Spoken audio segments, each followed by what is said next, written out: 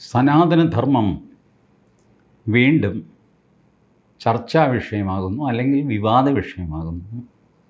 സനാതനധർമ്മം ഒരു മോശപ്പെട്ട കാര്യമാണ് എന്ന് കേരള മുഖ്യമന്ത്രി പിണറായി വിജയൻ കരുതുന്നു. അതുകൊണ്ട് നല്ലൊരു മനുഷ്യനായ നാരായണ ഗുരുവിനെ സനാതനധർമ്മത്തിൽ പെടുത്തി ചീത്തയാക്കരുത് എന്ന് അദ്ദേഹം നമ്മളെ ഉത്ബോധിപ്പിക്കുന്നു. കഴിഞ്ഞ വർഷം നമ്മളെ ഉത്ബോധിപ്പിച്ചത് തമിഴ്നാട്ടിലെ ചെറുക്കനുണ്ടല്ലോ, ഉദയനിധി സ്റ്റാലിൻ. അവൻ്റെ ഉത്ബോധനം ഇച്ചിരി കട്ടിയായിരുന്നു കേട്ടോ. ഇങ്ങേര് പറഞ്ഞത് നാരായണ ഗുരുവിനെ സനാതനധർമ്മത്തിൽ ചേർക്കരുത്, മാറ്റി നിർത്തണം, പുള്ളി വേറെ ക്രിസ്ത്യാനിയോ മുസ്ലിമോ അങ്ങനെ എന്താണ് ഇതൊക്കെ പറഞ്ഞുള്ളൂ. മറ്റേ പുള്ളി പറഞ്ഞ അങ്ങനെയല്ല, സനാതനധർമ്മം തന്നെ ഉന്മൂലനം ചെയ്യപ്പെടണം.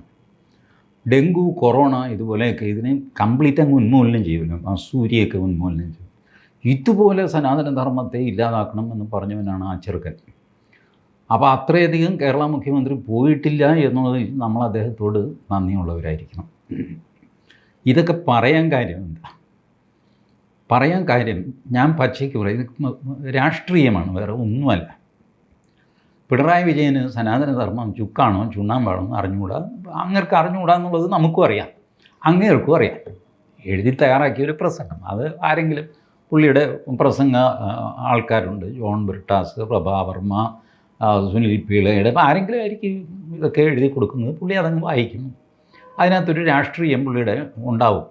ഇത്തവണ എനിക്ക് ഇന്നതാണ് ആവശ്യം. അതിന് നാരായണ ഗുരുവിനെ ഉപയോഗിക്കണം. നാരായണ ഗുരുവിനെ പല കാര്യത്തിനും മാർക്സിസ്റ്റ് പാർട്ടി ഉപയോഗിക്കാറുണ്ട്. ചിലർ പല്ല് തേയ്ക്കാൻ ഉപയോഗിക്കും, ചിലർ മുടി ചീകാൻ ഉപയോഗിക്കും, ചിലർ ഈ ചെവിയിലിട്ട് തോണ്ടാൻ, ഇതിനൊക്കെ നാരായണ ഗുരുവിനെ ഉപയോഗിക്കും. അപ്പം കാണുന്ന ചില കാര്യങ്ങൾക്ക് ന്യായം കണ്ടുപിടിക്കാൻ നാരായണ ഗുരുവിനെ എടുക്കും. ഇങ്ങനെ കുമാരനാശാനെ എടുത്തവരുണ്ട്. ഈ മൂക്കിൽ ദശ വളർന്നു കഴിഞ്ഞപ്പോൾ ഒരാൾ ഓപ്പറേഷന് സമ്മതിക്കണില്ല. ഡോക്ടർ പറഞ്ഞു, ഇതെന്ത് ഇത് ഓപ്പറേറ്റ് ചെയ്തില്ലെങ്കിൽ കുഴപ്പമാണ് ഇത് മൂക്കിൽ. ഇയാൾ പറഞ്ഞു, അങ്ങനെയല്ല ഡോക്ടറെ, കുമാരനാശാൻ പറഞ്ഞിട്ടുണ്ട് വരുമോരോ ദശ വന്ന പോലെ പോവും. അങ്ങനെ പറഞ്ഞിട്ടുണ്ട് കുമാരനാശാൻ. ഒരു നിശ്ചയമില്ല ഒന്നിനും, വരുമോരോ ദശ വന്ന പോലെ പോവും എന്ന് കുമാരനാശാൻ പറഞ്ഞിട്ടുണ്ട്. അതുകൊണ്ട് മൂക്കിലെ ദശ ഓപ്പറേറ്റ് ചെയ്യേണ്ട കാര്യമില്ല എന്ന് പറഞ്ഞിട്ട് മൂക്കിലെ ദശയുടെ കാര്യത്തിന് വേണ്ടി കുമാരനാശാനെ ഉപയോഗമോ ദുരുപയോഗമോ ചെയ്ത വ്യക്തികളുണ്ടായ നാടാണിത്. അതുകൊണ്ട് പിണറായി വിജയൻ ഇത് ചെയ്തതിൽ എനിക്ക് അത്ഭുതമൊന്നുമില്ല. അങ്ങേര് പക്ഷേ പല്ല് തേയ്ക്കാനാണോ മുടി ചെയ്യാനാണോ അതോ ഷേവ് ചെയ്യാനാണോ നാരായണ ഗുരുവിനെ എടുത്തത് എന്നുള്ളത് മാത്രമേ തർക്കമുള്ളൂ. ഇതിലൂടെ പുള്ളി സുഖിപ്പിക്കാൻ ആഗ്രഹിച്ചത് ആരെയാണ്? അത് മാത്രമല്ല, SDPIക്കാർ പുള്ളിയുടെ പ്രസ്താവന സ്വാഗതം ചെയ്തു. അപ്പം മനസ്സിലായല്ലോ ഈ പ്രസംഗത്തിൻ്റെ ഗുണഭോക്താവ് ആരാണ് എന്ന് അവർ തന്നെ വ്യക്തമാക്കി. ഹിന്ദു സമൂഹത്തിൽ ഒരു അലമ്പുണ്ടാക്കുക എന്നുള്ളത് മാർക്സിസ്റ്റ് പാർട്ടിയുടെ എക്കാലത്തെയും പരിപാടിയാണ്. നാരായണ ഗുരുവിനെ അവർ ഇപ്പോൾ എടുത്തതൊന്നുമല്ല, കാലം കുറേ മുമ്പ് അവരെടുത്തതാണ്. 1984 EMS നമ്പൂതിരിപ്പാടിൻ്റെ ഒരു പുസ്തകത്തിൽ ഫോട്ടോയടക്കം നവോത്ഥാനത്തിൻ്റെ വികൃത രൂപം എന്നാണ് നാരായണ ഗുരുവിനെ വിശേഷിപ്പിച്ചത്. നാരായണ ഗുരു മാത്രമല്ല, നാരായണ ഗുരു, രാമകൃഷ്ണ പരമഹംസൻ, ദയാനന്ദ സരസ്വതി, പിന്നെ സ്വാമി വിവേകാനന്ദൻ, ഈ 4 പേരുടെ ഫോട്ടോ ഒരു പേജിൽ. ആ അധ്യായം തുടങ്ങുന്നത്, അതിൻ്റെ തലക്കെട്ട് നവോത്ഥാനത്തിൻ്റെ വികൃത രൂപങ്ങൾ എന്നാണ്. EMS എഴുതിയ പുസ്തകമാണ്. ഇപ്പോൾ സർക്കുലേഷനിലില്ല, പിൻവലിച്ചു. എന്നാലും ഒരുപാട് പേരുടെ കയ്യിൽ ആ പുസ്തകം ഉണ്ടാവും. അപ്പോൾ ഇതൊക്കെ ചേർത്തിട്ട് ഞാൻ വിശദമായിട്ട് ഈ 2018 നവോത്ഥാന മതിൽ പണിയാൻ പിണറായി വിജയൻ പുറപ്പെട്ടത്. അപ്പോൾ ആ സമയത്ത് ഞാൻ ഡീറ്റെയിലായിട്ട് നാരായണ ഗുരു, സനാതനധർമ്മം, നാരായണ ഗുരു ഹിന്ദു അല്ല, അപ്പോൾ ഇതൊക്കെ ചേർത്ത് ഞാനൊരു വീഡിയോ ചെയ്തിരുന്നു, പത്രികയിൽ തന്നെ. അപ്പോൾ വെറുതെ ഒരു പുനരാഖ്യാനം വേണ്ട എന്ന് വിചാരിച്ചിട്ട് ആ വീഡിയോ ഞാൻ നിങ്ങളെ കാണിച്ചു തരാം. കോംപ്രഹെൻസീവായിട്ട് നേരത്തെ ഞാൻ പറഞ്ഞ കാര്യങ്ങൾ അതിൽ ഇതെല്ലാം അടങ്ങിയിരിക്കുന്നു. അത് എഴുതിയത് അന്ന് ആ വീഡിയോ ഞാൻ ചെയ്തത് പഴയ കോണ്ടെക്സ്റ്റിലാണ്, പക്ഷേ അത് പുതിയ കോണ്ടെക്സ്റ്റിലും പ്രസക്തമാണ് എന്നെനിക്ക് തോന്നുന്നു. അതുകൊണ്ട് എൻ്റെ ഈ സംസാരത്തിന് ശേഷം നിങ്ങൾക്ക് ആ വീഡിയോ കാണാവുന്നതാണ്. അതിൽ ഞാൻ സമഗ്രമായിട്ട് ഈ വിഷയം കൈകാര്യം ചെയ്തിട്ടുണ്ട്. ഹിന്ദു സമൂഹത്തിലെ പ്രശ്നങ്ങൾ, കുറ്റങ്ങൾ ഇതെല്ലാം കണ്ടുപിടിക്കാൻ ഭൂതക്കണ്ണാടിയുമായിട്ട് നടക്കുന്ന ഒരുപാട് പേരുണ്ട്. ഞാൻ ആ കൂട്ടത്തിൽപ്പെട്ടവനല്ല. പക്ഷേ എനിക്കറിയാം ഹിന്ദു സമൂഹത്തിന് ഒരുപാട് പോരായ്മകളുണ്ട്. അത് പബ്ലിക്കിൽ അലമ്പാക്കേണ്ട ഒരു കാര്യവുമില്ല. അതിന് തീർച്ചയും മൂർച്ചയും ഒക്കെ ഉണ്ടാക്കാൻ ഉള്ള പ്രാപ്തി ഹിന്ദു സമാജത്തിനുണ്ട്. ഒരു കാര്യം ആലോചിക്കുക, 150 ഹിന്ദു സംഘടനകളുമായിട്ട് ആലോചിച്ചിട്ട് ഗുരുവായൂരമ്പലത്തിൽ ചുരിദാറിട്ട് കയറാം എന്ന് തീരുമാനിച്ച ഒരു സമൂഹത്തിന് അമ്പലത്തിൽ ഷർട്ട് ഊരണോ വേണ്ടയോ എന്ന് തീരുമാനിക്കാനുള്ള കെൽപ്പുമുണ്ട്. അത് വരട്ടെ, അത് പറയാൻ സച്ചിദാനന്ദ സ്വാമിക്ക് അവകാശമുണ്ട്, അത് വേണ്ട എന്ന് പറയാൻ സുകുമാരൻ നായർക്ക് അവകാശമുണ്ട്. ഇവരെല്ലാം ഹിന്ദു സമൂഹത്തിനുള്ളിലെ ആൾക്കാരാണ്. അവരത് പറയുന്നതുകൊണ്ട് ഒരു കുഴപ്പമൊന്നുമില്ല. പക്ഷേ ഞാൻ ഹിന്ദുവാണ് എന്ന് പറയാൻ മടിക്കുന്നവൻ, ഞാൻ ഹിന്ദു അല്ല എന്ന് പറഞ്ഞുകൊണ്ട് നടക്കുന്ന പിണറായി വിജയന് ഇതിൽ കയറി അഭിപ്രായം പറയേണ്ട ഒരു കാര്യവുമില്ല. അതുകൊണ്ട് you don't have any moral ground to preach to Hindus. ദൈവത്തെ ഓർത്ത് ഈ കലാപരിപാടി നിർത്തണം. അതിൻ്റെ കൂടെ വി.ഡി. സതീശൻ, സനാതനധർമ്മം ആർക്കെങ്കിലും തീരെഴുതി കൊടുക്കാൻ പറ്റില്ല. ഇയാൾക്ക് തീരെഴുതി കൊടുക്കാൻ ഇയാൾക്ക് അധികാരമില്ലപ്പ. നിങ്ങളുടെ കക്ഷത്തിലാണ് സനാതനധർമ്മം ഇരിക്കുന്നത്, ഞാൻ തീരെഴുതി കൊടുക്കില്ല. താൻ കൊടുക്കണ്ട, താൻ കൊടുത്താലും കൊടുത്തില്ലെങ്കിലും സനാതനധർമ്മം പ്രവർത്തിച്ചുകൊണ്ടേയിരിക്കും. സതീശന് വേറൊരു രാഷ്ട്രീയം, ഈഴവ രാഷ്ട്രീയം, ഈഴവരെ അല്ലെങ്കിൽ ഹിന്ദുക്കളല്ലാതെ ആക്കുക. ഇതാണ് പിണറായി വിജയൻ്റെ ലക്ഷ്യം. കാരണം കഴിഞ്ഞ കുറേ തിരഞ്ഞെടുപ്പുകളായിട്ട് വോട്ട് കുറഞ്ഞു വരുന്നു. സീറ്റ് കൂടിയും കുറഞ്ഞുമൊക്കെ ഇരിക്കും, പക്ഷേ വോട്ട് കുറയുന്നു. ക്രിട്ടിക്കൽ മൊമെൻറ്റിൽ അവരുടെ CPMൻ്റെ വോട്ട് ബാങ്ക് എന്ന് അവർ വിശ്വസിക്കുകയും നമുക്കൊക്കെ ബോധ്യമുള്ളതാണ്. ഭൂരിഭാഗം ഈഴവരും അവരുടെ കൂടെയാണ്. അപ്പോൾ ഈഴവരെ വെറുപ്പിക്കണമെങ്കിൽ ആദ്യം ഈഴവരെ കൊണ്ട് ഹിന്ദു മതത്തെ വെറുപ്പിക്കണം. അങ്ങനെ മതരഹിതമായ ഈഴവരിലേക്ക് ഇസ്ലാമിന് കടന്നു കയറാൻ പറ്റും. അതുകൊണ്ടാണ് SDPI ഈ പ്രസ്താവനയെ സ്വാഗതം ചെയ്തത്. പിണറായി വിജയൻ ഇത് പണ്ടാരടങ്ങാനായിട്ട് ഇസ്ലാമിന് കൊടുത്താലും വേണ്ടില്ല, ഇത് സനാതനധർമ്മത്തിൽ നിന്നുകൂടാ ഈ ഒരു വംശം. ഇതാണ് പിണറായി വിജയൻ്റെ ആഗ്രഹം. ഇത് തുടങ്ങിയ കാലം മുതൽ ഈ കമ്മ്യൂണിസ്റ്റ് പാർട്ടി തുടങ്ങിയത് അഫ്ഗാനിസ്ഥാനിലാണല്ലോ. അഫ്ഗാനിസ്ഥാനിൽ ഇപ്പോൾ കമ്മ്യൂണിസ്റ്റ് പാർട്ടി ഉണ്ടോ? ഇല്ല, ശുദ്ധശൂന്യം. പാകിസ്ഥാന് വേണ്ടി ഇവർ വാദിച്ചു. പാകിസ്ഥാനിൽ ഇപ്പോൾ കമ്മ്യൂണിസ്റ്റ് പാർട്ടി ഉണ്ടോ? ഇല്ല, ശുദ്ധശൂന്യം. അത് ഇവർ മലപ്പുറം ജില്ലയ്ക്ക് വേണ്ടി വാദിച്ചു, മലപ്പുറം ജില്ല കൊടുത്തു. മലപ്പുറത്ത് കമ്മ്യൂണിസ്റ്റ് പാർട്ടി ഉണ്ടോ? കമ്മ്യൂണിസ്റ്റ് സ്വതന്ത്രൻ എന്നൊക്കെ പറഞ്ഞ് ആരെങ്കിലും നിന്ന് വെട്ടുപിഴച്ച് ആരെങ്കിലും ഒരാൾ ജയിച്ചാലായി. മലപ്പുറത്ത് വൈപ്ഡ് ഔട്ടായി കമ്മ്യൂണിസ്റ്റ് പാർട്ടി. ഇങ്ങനെ സ്വയം ആത്മഹത്യ ചെയ്ത്, സ്വയം തീയിലെരിഞ്ഞ്, സ്വയം വെന്ത് ഇസ്ലാമിനെ നന്നാക്കുന്നൊരു സ്വഭാവം കമ്മ്യൂണിസ്റ്റ് പാർട്ടിക്ക് ഹിസ്റ്റോറിക്കലി ഉണ്ട്, which cannot be agreed to. ഇതൊക്കെ ഈ നമ്പറുകളൊക്കെ 10 മടക്കി പിണറായി വിജയൻ പോക്കറ്റിലിടുന്നതാവും നല്ലത്. ഇനി നമുക്കെൻ്റെ സമഗ്രമായ ആ വീഡിയോ ഒന്ന് കേട്ട് നോക്കാം. നമുക്ക് ഇന്ന് ചർച്ച ചെയ്യാനുള്ളത് നവോത്ഥാനം എന്ന പ്രമേയമാണ്. കേരളത്തിൽ ഒരുപാട് ചർച്ചകൾ ഇപ്പോൾ നവോത്ഥാനത്തെ പറ്റി നടക്കും. നവോത്ഥാനം മതില് തന്നെ കെട്ടാൻ കുറെ അധികം പേർ പുറപ്പെട്ടിരിക്കുന്നു. ഒരുപാട് പേര് ഉപയോഗിക്കുന്നുണ്ടെങ്കിലും പലരും പല അർത്ഥത്തിലാണ് നവോത്ഥാനത്തെ കാണുന്നത്. വാസ്തവത്തിൽ റിനൈസൻസ് എന്ന ഇംഗ്ലീഷ് പദത്തിന്റെ ഒരു മലയാള തർജ്ജമയായിട്ടാണ് നവോത്ഥാനം എന്ന പദം മലയാളത്തിലേക്ക് കടന്നു വരുന്നത്. അതിന് സ്വാഭാവികമായിട്ട് കേരളത്തിൽ ഉരുത്തിരിഞ്ഞു വന്ന ഒരു പദമല്ല. സാമൂഹ്യ പരിഷ്കരണം ഇങ്ങനെയൊക്കെയുള്ള വാക്കുകൾ ഉപയോഗിച്ചുകൊണ്ടിരുന്നെങ്കിലും നവോത്ഥാനം എന്നുള്ള വാക്ക് യൂറോപ്പിലെ റിനൈസൻസ് എന്ന വാക്കിന് പാരലായിട്ട് നമ്മൾ ഉണ്ടാക്കിയ വാക്കാണ്. പൊതുവെ മനുഷ്യ സമൂഹത്തിന്റെ മുന്നോട്ടുള്ള പോക്കിൽ ഒരുപാട് തെറ്റുകുറ്റങ്ങൾ സംഭവിക്കും. ചെയ്തുകൊണ്ടിരിക്കുന്ന കാര്യങ്ങൾ മെല്ലെ വഷളായിട്ട് മാറും. മൊത്തം സമൂഹത്തിന്റെ ഗതി തന്നെ തിരിഞ്ഞു പോകും. ഗതി തിരിഞ്ഞു എന്ന് പോലും മനസ്സിലാവുകയുമില്ല. വിശാലമായ സമുദ്രത്തിൽ ഒരു കപ്പലിന്റെയോ അല്ലെങ്കിൽ വിശാലമായ ആകാശത്തിൽ ഒരു വിമാനത്തിന്റെയോ ഗതിയൊക്കെ മെല്ലെ തിരിഞ്ഞു കഴിഞ്ഞാൽ അതിനുള്ളിലിരിക്കുന്നവർക്ക് ഗതി മാറി എന്ന് മനസ്സിലാവുകയില്ല.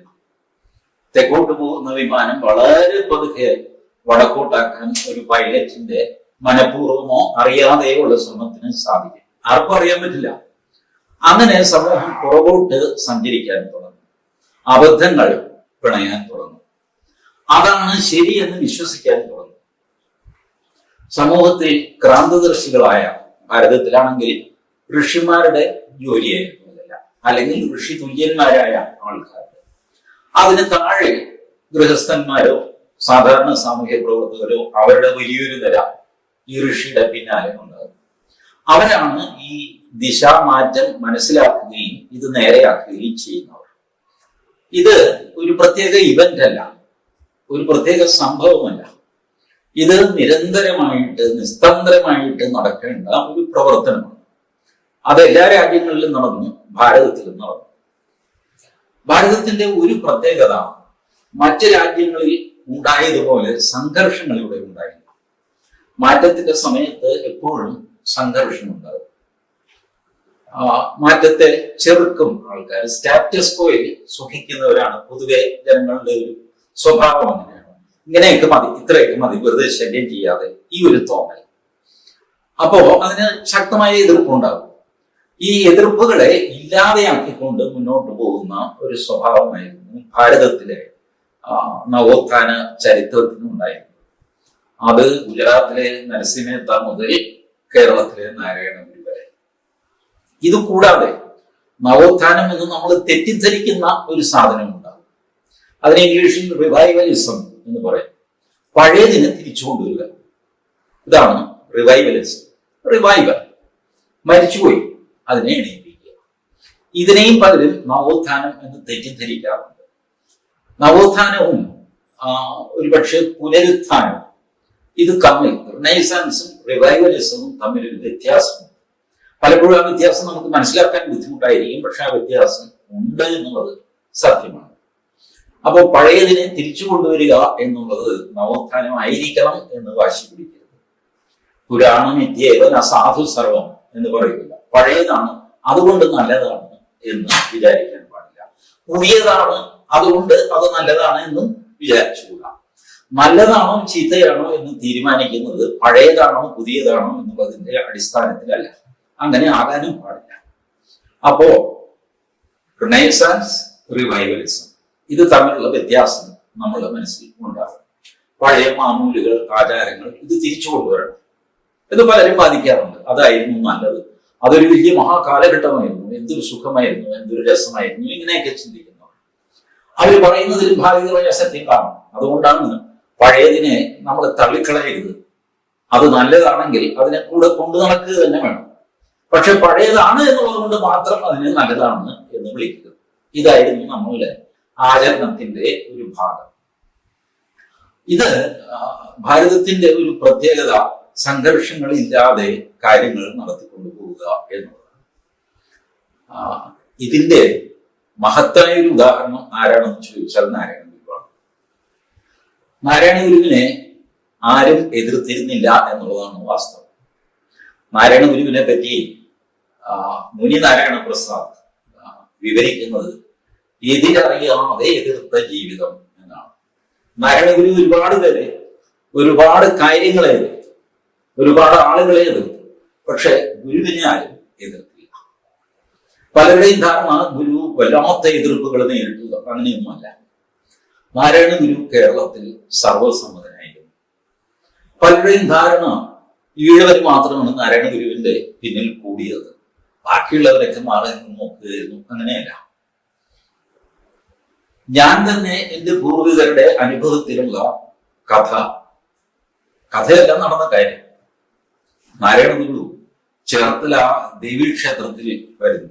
രാത്രി ഒരു 1:30-2 മണി സമയം. അപ്പൊ അത് ദേവീക്ഷേത്രത്തിന്റെ വടക്കേ അഗ്രശാല, ചുറ്റമ്പലം എന്നൊക്കെ പറയുമല്ലോ. അവിടെ രാത്രി വഴിപോക്കന്മാർക്ക് കിടന്നുറങ്ങാം. രാത്രി അമ്പലത്തിൽ നിന്ന് എന്തെങ്കിലും ഭക്ഷണവും കിട്ടും, അവിടെ കിടന്നുറങ്ങാം. ഇത് പ്രതീക്ഷിച്ചാണ് നാരായണ ഗുരു വന്നത്. ഗുരുവിനെ കണ്ടപ്പോ അവിടുത്തെ കാവൽക്കാരൻ വാതിൽ തുറന്നില്ല, പേടിച്ചുപോയി. കാരണം ഒരു ഒറ്റമുണ്ട് മാത്രം എടുത്ത് അല്പസ്വല്പം താടി എപ്പോഴും ഉണ്ടല്ലോ. താടി ഉണ്ടോ എന്ന് ചോദിച്ചാൽ ഉണ്ട്, ഇല്ലെന്ന് ചോദിച്ചാൽ ഇല്ല. അതാണ് ഗുരുവിന്റെ ഒരു രൂപം. ഇയാളെ രാത്രിയിൽ ഈ ഒരു പ്രാകൃതനായ മനുഷ്യനെ കണ്ടപ്പോൾ ഇയാൾ പേടിച്ചിട്ട് വാതിൽ തുറന്നില്ല. നാരായണ ഗുരു സ്വയം പരിചയപ്പെടുത്തി, എടാ ഞാൻ ഇന്ന ആളാണെന്ന്. ഇയാൾ തുറന്നില്ല. ഗുരു വിഷമിച്ചു. അവിടുന്ന് ഒരു 4 കിലോമീറ്റർ ദൂരെ വേറൊരു അമ്പലത്തിന്റെ കളത്തട്ട് എന്ന് പറയും. അതായത് കഥകളി, ഓട്ടം തുള്ളലൊക്കെ നടക്കുന്നു. ഒരു 4 തൂണും ഒരു മേൽക്കൂരയും ഉണ്ടാകും. ഒരു ഉയർന്ന തട്ട് സിമെന്റ് ഇട്ട് കെട്ടിവയ്ക്കും. ഉത്സവ സമയത്ത് ഈ കലാപരിപാടികളൊക്കെ നടക്കും. അല്ലാത്ത സമയത്ത് വൈകുന്നേരം വെറുതെ ആൾക്കാർ അവിടെ ഇരുന്ന് ചതുരംഗം കളിക്കുക, പിന്നെ ചീട്ട് കളിക്കുക, ഇതുപോലത്തെ, അല്ലെങ്കിൽ വെറുതെ വർത്തമാനം പഠിച്ചിരിക്കുക, രാഷ്ട്രീയം പറയുക. എനിക്ക് ഇങ്ങനെയൊരു സ്ഥലം. ഈ തട്ടില് ഗുരു കിടന്നു ഉറങ്ങി രാവിലെ 5 മണിക്ക് ആരോ കുളിച്ച് അമ്പലം തുറക്കാനും തൊഴാനും ഒക്കെ ഇട്ട് വരുമല്ലോ ആൾക്കാർ. ഇവര് വന്നാൽ ഇവിടെ ഒരു അപരിചിതത്തെ ആരാന്ന് കഴിഞ്ഞപ്പോഴാണ് ആരാണ് ബഹളമായി, ആള് കൂടി. അപ്പൊ നാരായണ ഗുരു പറഞ്ഞു, എടാ ഞാൻ അവിടെ ആ അമ്പലത്തിൽ കിടക്കാമെന്ന് വിചാരിച്ചത്. ആ പേടിത്തോണ്ട് വാതിൽ തുറക്കണ്ടേ. ഒടുവിൽ ഞാൻ നടന്നു വന്നു. ഇവിടെ വന്ന് നിങ്ങളെ ഈ രാത്രി 2 മണിക്കും 2:30 മണിക്കും ഒക്കെ ഉണർത്തുന്നുണ്ട്. ഇവിടെ സ്ഥലമുണ്ടല്ലോ, ഞാൻ ഇവിടെ കിടന്നു. അയ്യോ, എന്നെ വിളിക്കേണ്ടത്. ആകെ ബഹളമായി. വാർത്ത ചേർത്തല അമ്പലത്തിൽ പോയി. ചേർത്തല അമ്പലത്തിന്റെ അന്നത്തെ നടത്തിപ്പുകാർ പ്രമാണം അവരൊക്കെ വലിയ നായന്മാരാണ്. അതായത് ആനക്കൂട്ടിൽ കറുത്ത, പാട്ടത്തിൽ കറുത്ത, കട്ടിയടിച്ചവരോ പണിക്കരുതെന്ന് പറഞ്ഞ് വലിയ പിൽക്കാലത്ത് നമ്മുടെ പുനഃപ്രവയലാർ സമരത്തിലൊക്കെ വില്ലന്മാരായിട്ട് ഇവരുണ്ടായിരുന്നു, അഥവാ അവരെ ചിത്രീകരിച്ചിരുന്നു. അവർ വാസ്തവത്തിൽ അവർക്ക് ഉത്തരവാദിത്വം ഉണ്ടായിരുന്നു എന്നുള്ളത് വേറൊരു കാര്യം. ഇവരൊക്കെ കൂടിയിട്ട് അന്നത്തെ ഈ വില്ലുവണ്ടി എന്ന് പറയില്ല, മണിയൊക്കെ കെട്ടിയ വണ്ടി, ഈ വണ്ടി അയച്ചിട്ട് നാരായണ ഗുരു അമ്പലത്തിൽ വരണം എന്ന് പറഞ്ഞു. ഗുരു പറഞ്ഞു, ഞാൻ ഇനി തിരിച്ചു വരാനൊന്നുമില്ല, എനിക്കിനി ഇവിടെ നിന്ന് മുന്നോട്ട് പോകാനോ ഉള്ളത്, വീണ്ടും തെക്കോട്ട് പോകാൻ ഞാൻ പറ്റില്ല. ഞങ്ങളുടെ സ്വീകരണം ഏറ്റുവാങ്ങിയിട്ട് ഗുരു പോകാൻ എല്ലാവരും നായന്മാരാണ്. ഒടുവിൽ അവരുടെ നിർബന്ധത്തിന് വഴങ്ങി ഗുരു ഇവിടെ വന്നു കഴിഞ്ഞപ്പോൾ ഈ വാതിൽ തുറക്കാത്തവനെ തെങ്ങിൽ കെട്ടിയിട്ടിരിക്കുക ശിക്ഷയായിട്ട്. ഗുരു പറഞ്ഞു, ഇത് മര്യാദകളെ തുറന്നു വിടുന്നു. അല്ല, ആരാണെങ്കിലും വാതിൽ തുറന്നു കൊടുത്തില്ലെങ്കിൽ ഇവനുള്ള ശിക്ഷ എന്താണെന്ന് ഗുരു തീരുമാനിക്കണം. ഗുരു പറഞ്ഞു, ഒരു ശിക്ഷയില്ല, അവനെ ഇപ്പൊ തുറന്നു. അപ്പോഴത്തേക്ക് ഇവൻ ആവശ്യമായി. തല്ലിയൊന്നും ഇല്ലെങ്കിലും കെട്ടിയിടുമ്പോ തന്നെയുള്ള ഒരു വെപ്രാളവും ഇതുമൊക്കെ ഉണ്ടല്ലോ, ഒന്നും കഴിച്ചിട്ടുമില്ല. ഉടനെ അവന് വെള്ളം കൊടുത്ത് കഞ്ഞി എന്തെങ്കിലും കൊടുക്കുന്ന പറഞ്ഞിട്ട് ഗുരു അവനെ ആശ്വസിപ്പിച്ചു. അവനെ ഒരുപാട് ഗുരു പറഞ്ഞു, അവനെ അറിഞ്ഞുകൂടായിട്ട് ആരെയും പേടിച്ചു. എന്തെങ്കിലും പ്രാകൃത രൂപം രാത്രി 1:30 മണിക്കൊക്കെ വന്ന് കണ്ടു കഴിഞ്ഞാൽ ഭയന്നു പോകും എന്ന് പറഞ്ഞ് ഇവിടെ സ്വീകരണമൊക്കെ ഏറ്റുവാങ്ങി നാരായണ ഗുരു പോയി. അപ്പൊ ഈ പോപ്പുലർ ഒരു പരാതി ഉണ്ടല്ലോ, നാരായണ ഗുരു ഈഴവരുടെ ഒരു ഗുരുവായിരുന്നു. ഇത് ഇന്നങ്ങനെയാണോ എന്ന് എനിക്കറിയില്ല, പക്ഷെ അന്ന് അങ്ങനെയായിരുന്നില്ല. ഗുരുവിന്റെ ആദ്യത്തെ 11 ശിഷ്യന്മാരിൽ എന്റെ അറിവിൽ കഷ്ടിച്ച് 5 പേരാണ് ഈഴവരായിട്ടുണ്ടായിരുന്നത്. ബാക്കി 4 പേരെ ഈഴവരല്ലാത്തവരായിരുന്നു. അവരുടെ ജാതി എനിക്ക് അറിഞ്ഞുണ്ടായിരുന്നാലും അറിയാൻ ഞാൻ പറയുന്നില്ല. പോട്ടെ, അത് നമ്മുടെ വിഷയമല്ല. അപ്പോ നാരായണ ഗുരു എതിർപ്പില്ലാതെ ഈ കാര്യങ്ങൾ നടത്തിക്കൊണ്ടുപോയി. ഇതുകൊണ്ടാണ് ഗുരുവിന് അരുവിപ്പുറത്ത് ശിവനെ പ്രതിഷ്ഠിക്കാൻ സാധിച്ചത്. സർവസമ്മതനായിരുന്നു. ശിവനെ പ്രതിഷ്ഠിച്ചപ്പോഴും ഇപ്പോൾ എല്ലാവരും പ്രസംഗിക്കുന്നത് കേട്ട് ഞാൻ അത്ഭുതപ്പെടാറുണ്ട്. ഗുരു ശിവനെ പ്രതിഷ്ഠിച്ചു, ഗുരുവിനെ അത് ചെയ്യാൻ എന്ത് കാര്യം? ഗുരു ഈഴവനാണ്.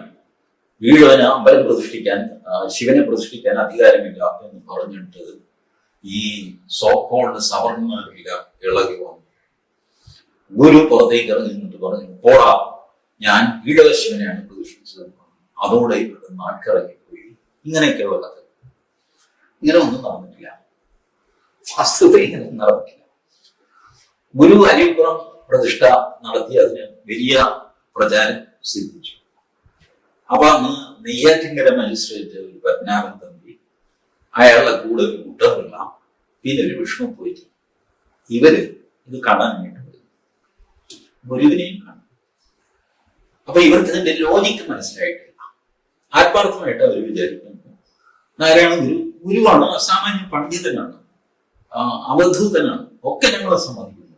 പക്ഷെ ഒരു പ്രതിഷ്ഠ, ശിവപ്രതിഷ്ഠ നടത്താനുള്ള അധികാരം എന്നുള്ള വാക്ക് പലപ്പോഴും തെറ്റിദ്ധരിക്കും ആൾക്കാർ. അധികാരത്തിന് ശരിയായ അർത്ഥം എലിജിബിലിറ്റി എന്നാണ്, പവർ അല്ല. പവർ പിന്നീട് വന്ന ഒരു അർത്ഥമാണ്. അപ്പോ അധികാരം കൊയ്യണം ആദ്യം നാം, അതിനു മേലാകട്ടെ പൊന്നായിരിക്കും എന്ന് പറഞ്ഞു എടശ്ശേരിയുടെ പലരും ധരിക്കുന്നത് അധികാരം കൊയ്യണം എന്ന് പറയുമ്പോൾ ഈ ഭരണാധികാരിയായിട്ടിരിക്കുന്ന പിണറായി വിജയൻ, നരേന്ദ്രമോദി ആരൊക്കെ ഉണ്ടോ അവരുടെയൊക്കെ തല കൊയ്യണം. അത് കഴിഞ്ഞിട്ട് പൊന്നാരൻ നെല്ല് കൊയ്താൽ മതി എന്നാണ്. എടശ്ശേരി ഉദ്ദേശിച്ചത് അതല്ല. ആദ്യം ഈ നെല്ല് കൊയ്യാനുള്ള എലിജിബിലിറ്റി അത് കൊയ്തെടുക്കണം. നിങ്ങൾക്ക് ക്വാളിഫിക്കേഷൻ വേണം ഒരു കാര്യം ചെയ്യാൻ. അത് കൊയ്യാനാണെങ്കിലും വേറെ എന്ത് ജോലിക്കാണെങ്കിലും you must be qualified, eligible. പക്ഷെ അതിനിങ്ങനെ വ്യാഖ്യാനം കൊടുക്കും. എലിജിബിലിറ്റി എന്നുള്ളത് മാറിയിട്ട് അധികാരത്തിന് പവർ എന്നുള്ള അർത്ഥം. അപ്പോ ഇവരുടെ സംശയം എലിജിബിലിറ്റി ഉണ്ടോ നാരായണ ഗുരുവിന്, ഇതാണ് ചോദ്യം, അല്ലാതെ പവർ ഉണ്ടോ എന്നുള്ളതല്ല. ഹൂ ആർ യു എന്നുള്ളതല്ല ചോദ്യം. നീ ആരുടെ ഇത് ചെയ്യാൻ എന്നുള്ളതല്ല. അങ്ങേക്ക് എന്താ ഇത് ചെയ്യാനുള്ള എലിജിബിലിറ്റി? കാരണം ഞങ്ങളുടെ ശാസ്ത്രങ്ങൾ, ഗ്രന്ഥങ്ങൾ, പുരാണങ്ങൾ, നാട്ടറിവുകൾ, പിന്നെ കീഴ്വഴക്കങ്ങൾ, ഇത്രയെല്ലാം നോക്കിയിട്ട് ഇതിനകത്ത് ഒരു താഴ്ന്ന ജാതിക്കാരന് പ്രതിഷ്ഠ നടത്താനുള്ള അവകാശമില്ല. അപ്പൊ പിന്നെ അങ്ങ് എങ്ങനെ ഇത് ചെയ്യും? ഇതാണ് ചോദ്യം. ഇത് ചോദിക്കാനും കൂടെ ആയിട്ടാണ് ഇവര് വന്നത്. ഇവര് വന്ന് കണ്ടു, തൊഴുതു. അത് കഴിഞ്ഞിട്ട് സ്വാമിയോട് സംവാദത്തിലോ വാഗ്വാദത്തിലോ ഏർപ്പെട്ടു. ഇക്കാര്യത്തിൽ വിഷ്ണു പോറ്റി അല്പം ഉദ്ധതനായിരുന്നതാണ്. തന്റെ പാണ്ഡിത്യത്തിലൊരു ഔദ്ധത്യം ഉണ്ടായിരുന്നു. പക്ഷെ നാരായണഗുരുവിന്റെ അടുത്ത് പിടിച്ചു നിൽക്കാൻ സാധിച്ചില്ല. അവസാനം എന്ത് അധികാരം എന്നുള്ള ചോദ്യം വന്നു. അപ്പോഴാണ് ഗുരു ചിരിച്ചുകൊണ്ട് പറയുന്നത്, ഞാൻ ഈഴവ ശിവനെയാണ് പ്രതിഷ്ഠിച്ചത്. അതിന് വിഷ്ണു പോറ്റിക്ക് മറുപടി ഉണ്ടായില്ല. ഈ രംഗം സരസമായിട്ട് നമ്മളുടെ കെ സുരേന്ദ്രൻ, ആര് BJP നേതാവ് സുരേന്ദ്രൻ അല്ല കേട്ടോ, K Surendran, novelist, Vayalar. K സുരേന്ദ്രന്റെ ഗുരു എന്ന ചരിത്രാഖ്യായിക, ചരിത്രം നോവൽ രൂപത്തിൽ വളരെ ഭംഗിയായിട്ട്, ഹൃദയസ്പർശിയായിട്ട് എഴുതിയിട്ടുണ്ട് കെ സുരേന്ദ്രൻ. ഈ രംഗം വളരെ ഭംഗിയായിട്ട് വിവരിക്കുന്നുണ്ട്. ഞാനൊരു 3-4 വരി അതിന്റെ വായിക്കാം, അപ്പോഴേ അതിന്റെ സ്വാരസ്യം മനസ്സിലാവും.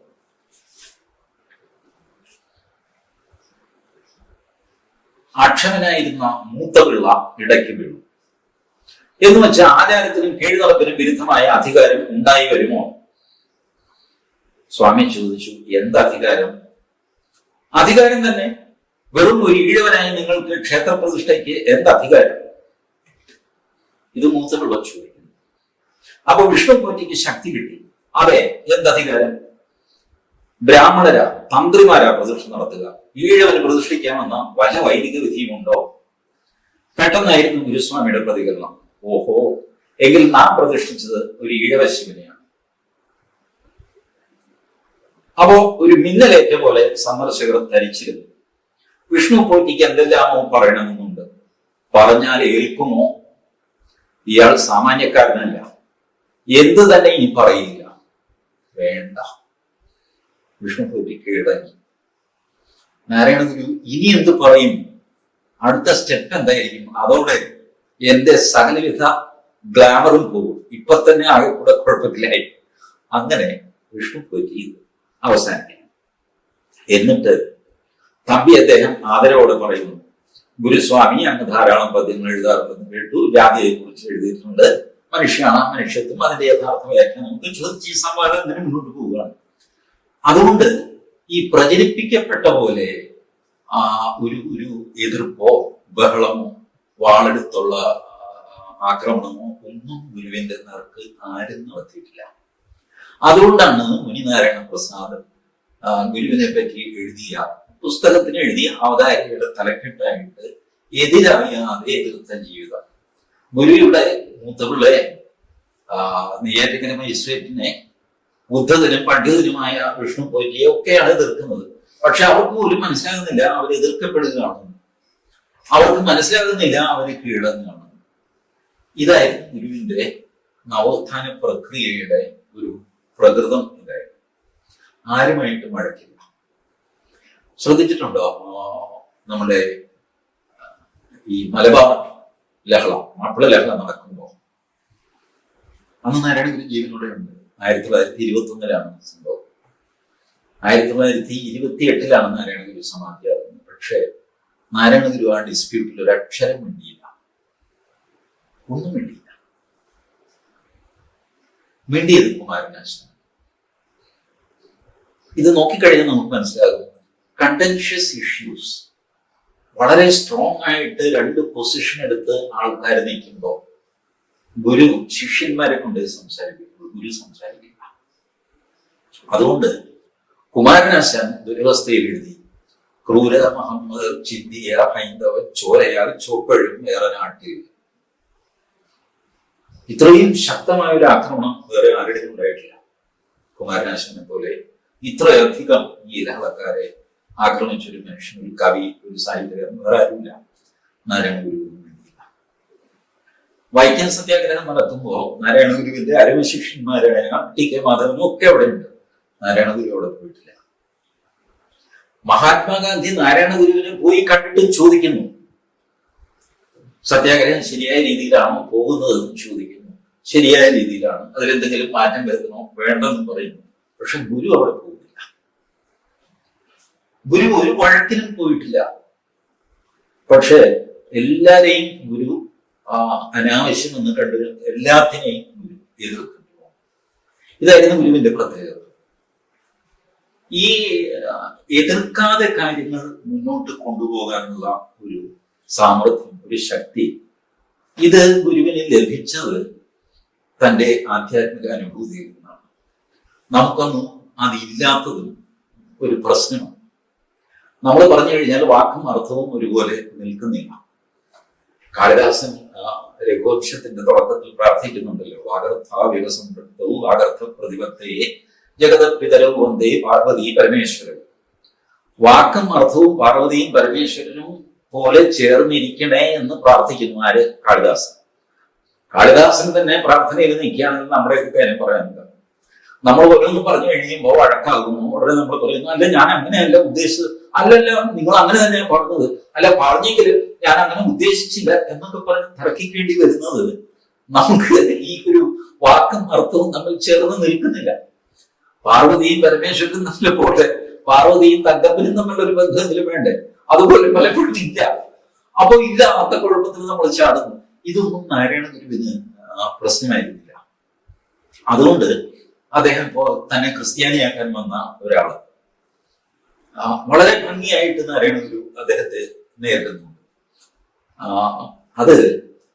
അതും കേൾക്കേണ്ട ഒരു കാര്യമാണ്. കാരണം പലർക്കുമായി പലമത സാരവുമേകം എന്ന് ഗുരു പറഞ്ഞതുകൊണ്ട് ഏത് മതമായാലും എന്താ ഇങ്ങനെ ഒരു ഉഴപ്പന് ഏർപ്പെടണം, അങ്ങനെയല്ല. പല മതങ്ങളുടെയും സാരമേകമാണെന്ന് പറഞ്ഞിട്ടുള്ളൂ. മതങ്ങൾ തമ്മിൽ വ്യത്യാസമില്ല എന്ന് പറഞ്ഞിട്ടില്ല. വ്യത്യാസം ഉണ്ടെന്ന് തന്നെയാണ് പറഞ്ഞിട്ടുള്ളത്. ഒന്ന് ആലോചിച്ചു നോക്കിയേ, ജാതിഭേദം, മതദ്വേഷം ഏതുമില്ലാതെ സർവരും സോദരത്വേന വാഴുന്ന മാതൃകാസ്ഥാനമാണിത്. ഇതാണ് അരിവിപ്പുറത്ത് എഴുതി വെച്ചത്. ജാതിഭേദം, ജാതികൾ തമ്മിലുള്ള വ്യത്യാസം, അത് വേണ്ട, അതില്ല, ഇല്ലാത്തതാണ്. ഇല്ലാത്തൊരു ഭേദം നിങ്ങൾ ഉണ്ടാക്കുന്നത്. മതദ്വേഷം എന്നാണ്, മതഭേദമല്ല, മതദ്വേഷം. അത് രണ്ടാണ്. അവിടെ ദ്വേഷം ഉണ്ടാവും. അതുകൊണ്ട് ദ്വേഷം വേണ്ട, വഴക്ക് വേണ്ട. രണ്ടും രണ്ടാണ്. അതുകൊണ്ട് വഴക്കുണ്ടാകാനുള്ള എല്ലാ സാധ്യതയും ഉണ്ട്. ശ്രദ്ധിക്കണം, വഴക്ക് വേണ്ട. അതുകൊണ്ടാണ് അല്ലെങ്കിൽ ജാതിഭേദം മതഭേദം എന്ന് പറഞ്ഞ പോലെ, അല്ലെങ്കിൽ ജാതി മതഭേദമന്യേ എന്ന് സാധാരണ നമ്മളൊക്കെ ഉപയോഗിക്കും. ഗുരുവിനാണ് വാക്കിന് പഞ്ഞം. നരക്കിലും വാക്കിന് പഞ്ഞമില്ല. അത് തമിഴ്, മലയാളം, സംസ്കൃതം ഇത് അനായാസമായിട്ട് എഴുതുകയും പറയുകയും ചെയ്യുന്ന ആളായിരുന്നു നാരായണൻ. മലയാളം പറയുന്നത് വലിയൊരു കാര്യമാണെന്ന് നമുക്ക് തോന്നുന്നു. വലിയൊരു കാര്യമാണ്. കാരണം കേരളത്തിന്റെ ചരിത്രത്തിൽ ശുദ്ധ മലയാളം കൈകാര്യം ചെയ്ത 3 ആൾക്കാരേ ഉള്ളൂ. ഒന്ന് എഴുത്തച്ഛൻ, കുഞ്ചൻ നമ്പ്യാർ, നാരായണൻ. നമ്മളെല്ലാം സംസാരിക്കുന്ന മലയാളത്തിൽ ഒരു 40% മുതൽ 60-65% വരെ സംസ്കൃതം വാക്കുകളാണ്. പച്ച മലയാളം സംസാരിച്ച ഈ 3 പേരെ ഉള്ളൂ. ഇവർക്ക് അറിയാവുള്ളൂ. ഇവരുടെ കൃതികൾ വായിച്ചു നോക്കുക. എഴുത്തച്ഛൻ മലയാളം എഴുതുമ്പോൾ ശുദ്ധ മലയാളമായിരിക്കും. സംസ്കൃതം എഴുതുമ്പോൾ ശുദ്ധ സംസ്കൃതമായിരിക്കും. അപ്പോ ഈ 3 പേര് അസാമാന്യമായ പദസ്വാധീനം ഈ ഭാഷയിൽ ഉണ്ടായിരുന്ന ആൾക്കാരാണ്. അതുകൊണ്ട് ഗുരു പ്രാസമൊപ്പിക്കാൻ വേണ്ടിയിട്ടാണ്, അല്ലെങ്കിൽ വേറെ വാക്ക് കിട്ടാനിട്ടാണ് ഇങ്ങനെ പ്രയോഗിച്ചത് എന്ന് നമ്മൾ ധരിക്കുന്നത് ശരിയല്ല. സൂക്ഷ്മമായിട്ട് പലപ്പോഴും നാരായണ ഗുരുവിന്റെ എല്ലാ വാക്കുകളും സൂത്രവാക്യങ്ങളാണ്. ആറ്റിക്കുറുക്കിയെ സംസാരിക്കുള്ളൂ. അപ്പോ ജാതിഭേദം, മതദ്വേഷം എന്ന് പറയാൻ അതിൻ്റെതായ ന്യായമുണ്ട്. മതങ്ങൾ തമ്മിൽ വ്യത്യാസമുണ്ട്. അതുകൊണ്ട് വഴക്ക് വേണ്ട. വഴക്കിനുള്ള എല്ലാ സാധ്യതകളും നിലനിൽക്കുന്നു. അതുകൊണ്ടാണ് പൊരുതി ജയിപ്പത് അസാധ്യം. അന്യോന്യം നിങ്ങൾ പൊരുതിയിട്ട് അടങ്ങാൻ പോകുന്നില്ല. ഒരാൾ വേറൊരാളിനെ ഒടുക്കാനും പോകുന്നില്ല, ഒടുങ്ങാനും പോകുന്നില്ല. അതുകൊണ്ട് വഴക്ക് വേണ്ട. ആവർത്തിച്ചു പറഞ്ഞു നിങ്ങൾ തമ്മിൽ വഴക്കെടുക്കരുത്. കാരണം വഴക്കിടാൻ സാധ്യതയുണ്ട്. അതേസമയം ജാതികളോട് പറഞ്ഞെന്താ? ജാതികൾ തമ്മിൽ വഴക്കെടുക്കരുതെന്നല്ല, ജാതി ഇല്ല, ഭേദമില്ല. പിന്നെ ഇവിടെ വഴക്ക്. മനുഷ്യനാണ് മനുഷ്യത്വം, ജാതി. ഇതാണ് ഗോത്വം ഗവാമ്യത. പശുവിന് എങ്ങനെയാണോ പശുത്വം ഉള്ളത്, അതുപോലെ മനുഷ്യത്വം. മനുഷ്യനെ കണ്ടാൽ ജാതി തിരിച്ചറിയാൻ പറ്റില്ല. അതാണ് ഗുരുവിന്റെ പ്രശസ്തമായ ഒരു പഞ്ചത. കണ്ടാൽ അറിയാത്ത സാധനം പറഞ്ഞാൽ അറിയുന്നത് എങ്ങനെ, അല്ലെങ്കിൽ കേട്ടാൽ അറിയുന്നത് എങ്ങനെ, ജാതി ഏതാണെന്ന് ചോദിച്ചു. ഇതായിരുന്നു ഗുരുവിന്റെ പ്രകടനം. പക്ഷേ ഗുരുവിന് അരുവിപ്പുറം പ്രതിഷ്ഠയ്ക്ക് വലിയൊരു എതിർപ്പ് നേരിടേണ്ടി വന്നു. അതാരും ശ്രദ്ധിക്കാതെ ഏറ്റവും വലിയ എതിർപ്പ് ഗുരു നേരിട്ടിരുന്നു അരുവിപ്പുറം പ്രതിഷ്ഠയ്ക്ക് ശേഷം. അത് അത്ഭുതകരമെന്ന് പറയട്ടെ, ചട്ടമ്പി സ്വാമി. ആർക്കും അറിയില്ല. ശിവഗിരി പ്രതിഷ്ഠയ്ക്ക് അരുവിപ്പുറം പ്രതിഷ്ഠയ്ക്ക് ശേഷം ചട്ടമ്പി സ്വാമി ഇത് അറിഞ്ഞിട്ട് ഗുരുവിനെ കാണാൻ വരുന്നു. ഒറ്റയ്ക്ക് മാറ്റി നിർത്തി സംസാരിക്കും. ഇതിനാണോ നാണ നമ്മൾ വന്നത്? നാണൻ എന്നാണ് ഇദ്ദേഹം ചട്ടമ്പി സ്വാമി പറയും. അവരിൽ ഗുരു ആരാ, ശിഷ്യൻ ആരാന്നൊക്കെ ചോദിച്ചാൽ അത് വേറൊരു അനാവശ്യമായ തർക്കം. അതിലേക്ക് നമുക്ക് പോകണം. പക്ഷെ രണ്ടുപേരും അഭേദ്യമായിട്ട് ബന്ധപ്പെട്ടാണ് ജീവിച്ചത്. നാരായണ ഗുരുവിന്റെ ദിശ ആരെങ്കിലും മാറ്റിയിട്ടുണ്ടെങ്കിൽ അത് ചട്ടമ്പി സ്വാമിയാണ്. വേറെ ആര് വിചാരിച്ചാലും നാരായണ ഗുരു തീരുമാനിച്ച ഒരു കാര്യത്തിൽ നിന്ന് അദ്ദേഹം പിന്മാറുമായിരുന്നില്ല. പക്ഷെ ചട്ടമ്പി സ്വാമി ഒരുപാട് സമയത്ത് നാരായണ ഗുരുവിന് ഒരു കോഴ്സ് കറക്ഷൻ നടത്തിയിട്ടുണ്ട്. തന്റെ പാതയിലേക്ക് കൊണ്ടുവരാൻ ശ്രമിച്ചിട്ടുണ്ട്. പക്ഷേ നാരായണ ഗുരു വന്നിട്ടുമില്ല. അരുവിപ്പുറം പ്രതിഷ്ഠ നമ്മൾ ഇംഗ്ലീഷിൽ പറയുമ്പോൾ it was the height of it. Chattampi Swami നോക്കി കഴിഞ്ഞപ്പോ ഇനി നാണനെ ഇങ്ങനെ വിട്ടാൽ ശരിയാവില്ല. കാരണം ഈ ക്ഷേത്രപ്രതിഷ്ഠ അവരുടെ അജണ്ടയിലുള്ളതല്ല. ചട്ടമ്പി സ്വാമി ചോദിക്കുന്നത്, നാണ നീ എന്താ ഈ കാണിക്കുന്നത്? കുറെ പേര് വന്ന് സങ്കടം പറയുക, ഉടനെ അവർക്ക് വേണ്ടി അമ്പലം വേണം.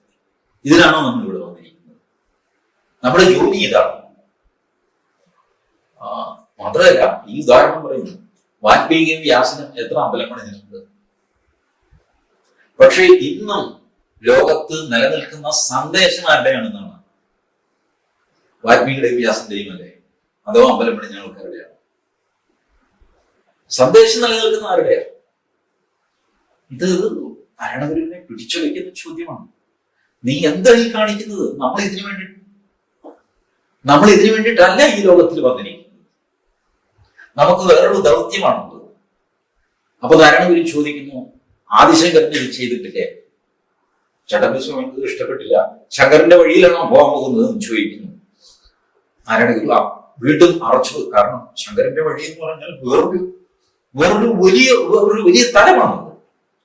അങ്ങോട്ട് പോകാൻ തനിക്ക് സാധിക്കുമോ എന്ന് നാരായണഗുരുവിന് സംശയമുണ്ട്. അറച്ചു നിൽക്കുന്നു. പക്ഷെ നാരായണഗുരു സ്ഥൈര്യം വീണ്ടെടുത്തിട്ട് പറയുന്നു, ചട്ടമ്പി സ്വാമി, എനിക്ക് നിങ്ങളോട് എല്ലാ ബഹുമാനവും ഉണ്ട്. പക്ഷെ ഇക്കാര്യത്തിൽ എന്നെ എന്റെ വഴിക്ക് വിടണം. എന്റെ മനസ്സാക്ഷിക്ക് വിരുദ്ധമായിട്ട് ഒരു കാര്യം ചെയ്യാൻ എനിക്ക് സാധ്യമല്ല. നിങ്ങൾ പറയുന്നതെല്ലാം ശരി, ഞാൻ സമ്മതിച്ചു. പക്ഷേ എന്റെ മനസ്സാക്ഷി സമ്മതിക്കുന്നില്ല. ആളുകളുടെ കഷ്ടപ്പാട് അത് ഉപേക്ഷിച്ചിട്ട് ഞാൻ എങ്ങോട്ട് പോകാനും ഞാൻ ഇവിടെ കൊടുക്കും. അവിടെ വെച്ച് ചട്ടമ്പി സ്വാമി അവസാനം. ഇതാണ് നാരായണഗുരു നേരിട്ട ഏറ്റവും വലിയ എതിർപ്പിതരെ. ബാക്കിയുള്ള എതിർപ്പുകളൊന്നും നാരായണഗുരു വിഷയമല്ല. പക്ഷെ ചട്ടമ്പി സ്വാമി എതിർത്തപ്പോ നാരായണഗുരു വിഷമിച്ചു പോയി, വളരെ ബുദ്ധിമുട്ടി. അവസാനം വലിയ ലോജിക്കൊന്നും പറയാതെ എന്റെ ബോധ്യം ഇതാണ്, എന്റെ മനസാക്ഷി ഇതെന്നോട് പറയുന്നു, എന്നെ ഇത് ചെയ്യാൻ അനുവദിക്കണം എന്ന് പറഞ്ഞിട്ടാണ് നാരായണഗുരു ഒരു വഴിക്ക്. പിന്നീട് നാരായണഗുരു എത്രയോ ക്ഷേത്രങ്ങൾ പ്രതിഷ്ഠിച്ചു. അരുവിപ്പുറം ഒരു തുടക്കം മാത്രമേ. ചട്ടമ്പി സ്വാമികൾ എന്നെ ഉപദേശിക്കാനോ പിടിക്കാനോ പോയിട്ടുമില്ല. ശരി, നിനക്ക് നിന്റെ വഴി. ഈ രീതി നാരായണഗുരുവിന്റെയും ചട്ടമ്പി സ്വാമികളുടെയൊക്കെ ചരിത്രം എഴുതിയ ആൾക്കാർ അവരെത്തിച്ചേർന്ന നിഗമനം ഈ രണ്ടുപേരും മതപരിവർത്തനത്തെ വളരെ ശക്തിയായിട്ടും ഭംഗിയായിട്ടും കളഞ്ഞു. ബൗദ്ധിക തലത്തിൽ ക്രിസ്തുമതച്ഛേദനം വലിയ ഗുണം ചെയ്തു. പ്രായോഗിക തലത്തിൽ നാരായണ ഗുരുവിന്റെ ഈ ക്ഷേത്രപ്രതിഷ്ഠകളും മറ്റ് സവർണ എന്ന് വിളിക്കപ്പെടുന്ന വിഭാഗങ്ങളുടെ ക്ഷേത്രങ്ങളിൽ അവർണർക്ക് പ്രവേശനമില്ല. പക്ഷെ ഈ അവർണരെ കൂട്ടിക്കെട്ടിയിട്ട് അവരുടെ ഒരു ഐക്യനിര കെട്ടിപ്പടുത്ത് അങ്ങനെ മതപരിവർത്തനം തടയാൻ നാരായണ ഗുരുവിന് സാധിച്ചു. മാത്രമല്ല, പോയ ഒരുപാട് പേര് തിരിച്ചു വന്നു. ഒരുപക്ഷെ ഇന്ന് നമ്മൾ ഗർവാപസി എന്നൊക്കെ പറയുന്ന കാര്യം അന്ന് ഒന്നും ചെയ്യാതെ നാരായണ ഗുരു സാധിച്ചു. പോയവര് തിരിച്ചു വന്നു. മാപ്പിള ലഹളക്കാലത്ത് ഏറ്റവും അധികം കൊല്ലപ്പെട്ടത് മുസ്ലിമായിട്ട് തിരിച്ചു വന്ന താഴ്ന്ന ജാതിക്കാരാണ്. താഴ്ന്ന ജാതിക്കാര് ഉടലോടെ സ്വർഗം കിട്ടും എന്നൊക്കെ പറഞ്ഞിട്ട് ഇസ്ലാമിൽ പോയി അവിടെ ചെന്ന് കഴിയുമ്പോൾ അവിടെ ഇതിലും വലിയ ചെണ്ടകൊണ്ടാണ്. ഇവിടെ ഒന്നുമില്ലെങ്കിൽ അയിത്തവും തീണ്ടലുമാണ്. ഇവിടെ എന്റെ അടുത്ത് വരരുത് എന്നേ ഉള്ളൂ, കൊല്ലുമൊന്നുമില്ല, അത് തീർന്നുമില്ല, തട്ടിക്കളയും. എന്തെങ്കിലും ഒന്ന് തെറ്റിക്കഴിഞ്ഞാൽ കൊന്നുകളയും. ഈ അവസ്ഥയൊക്കെ കണ്ടു കഴിഞ്ഞപ്പോ ഇതിലും ഭേദം നമ്മുടെ തറവാട്ടിൽ അല്പസ്വല്പം ഉച്ചനീചത്വവും കശവിശയൊക്കെ ഉണ്ടെങ്കിലും നമ്മുടെ വീട് തന്നെ നല്ലത്. ആരാന്റെ പല്ലിനേക്കാളും സ്വന്തം മോണയല്ലേ ഭേദം എന്നുള്ള രീതിയിൽ ആളുകൾ തിരിച്ചു വരാൻ. അവരാണ് ഏറ്റവും അധികം കൊല്ലപ്പെട്ടത് ഈ മാപ്പിളക്കാലത്ത്. അപ്പൊ ഈ ലക്ഷ്യം ചട്ടമ്പിസ്വാമികളും നാരായണ ഗുരുവും സാധിച്ചു. ആ സമയത്താണ് ഒരാള് നാരായണ ഗുരുവിനെ ക്രിസ്ത്യാനിയാക്കാൻ. ഇന്നത്തെ കാലത്താണെങ്കിൽ നാരായണ ഗുരുവിന്റെയും ചട്ടമ്പിസ്വാമിയുടെയും പേരിൽ കേസ് വരും കേട്ടോ. 153A295A ചട്ടമ്പിസ്വാമി അകത്താകും. ക്രിസ്തുമതച്ഛേദനം എന്ന് പറഞ്ഞിട്ട് ഇന്നൊരു പുസ്തകം എഴുതി ആരെങ്കിലും ഒന്ന് പ്രസിദ്ധീകരിക്കാമോ? ഉറപ്പാണ് കേസ പുസ്തകവും കത്തിച്ച് നിങ്ങളെ അകത്തിരും. പക്ഷെ ചട്ടമ്പിസ്വാമിയുടെ കാലത്ത് അന്ന് IPC ഉണ്ട് കേട്ടോ, ഇല്ലാഞ്ഞൊന്നുമല്ല, വകുപ്പൊക്കെ ഉണ്ട്, ബ്രിട്ടീഷുകാരുടെ ഭരണമില്ല. പക്ഷെ ചട്ടമ്പിസ്വാമി ആരും ജയിലിലാക്കിയില്ല. ഒരു പക്ഷേ ഇപ്പോഴത്തെ ഭരണാധികാരികൾക്ക് കുറച്ച് സഹിഷ്ണുത ബ്രിട്ടീഷുകാർക്ക് പോലും ഉണ്ടായിരുന്നിരിക്കണം, ഇപ്പോഴത്തെക്കാളും ഭേദമായിരുന്നു. ആ സമയത്താണ് നാരായണ ഗുരുവിനെ മതം മാറ്റാൻ കാണുന്നത്. ഇത് പലർക്കും അറിഞ്ഞുകൂടാത്ത കഥയാണ്. എന്നാൽ ഇതൊക്കെ എഴുതി പ്രസിദ്ധം ചെയ്തിട്ടുണ്ട്. അതാണ് ഇതിന്റെ രസം.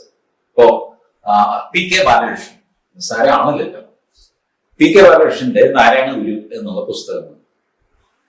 PK ബാലകൃഷ്ണൻ വർഗീയവാദിയായിരുന്നില്ല, RSS ആയിരുന്നില്ല, BJP ആയിരുന്നില്ല, ആരുമായിരുന്നില്ല. അദ്ദേഹം ഒരുപാട് ലേഖനങ്ങളൊക്കെ സമാഹരിച്ച് ഇതെന്നാണ് പ്രസിദ്ധീകരിച്ചത്, BC ബുക്സ് പ്രസിദ്ധീകരിച്ചിരിക്കുന്നു. വർഷം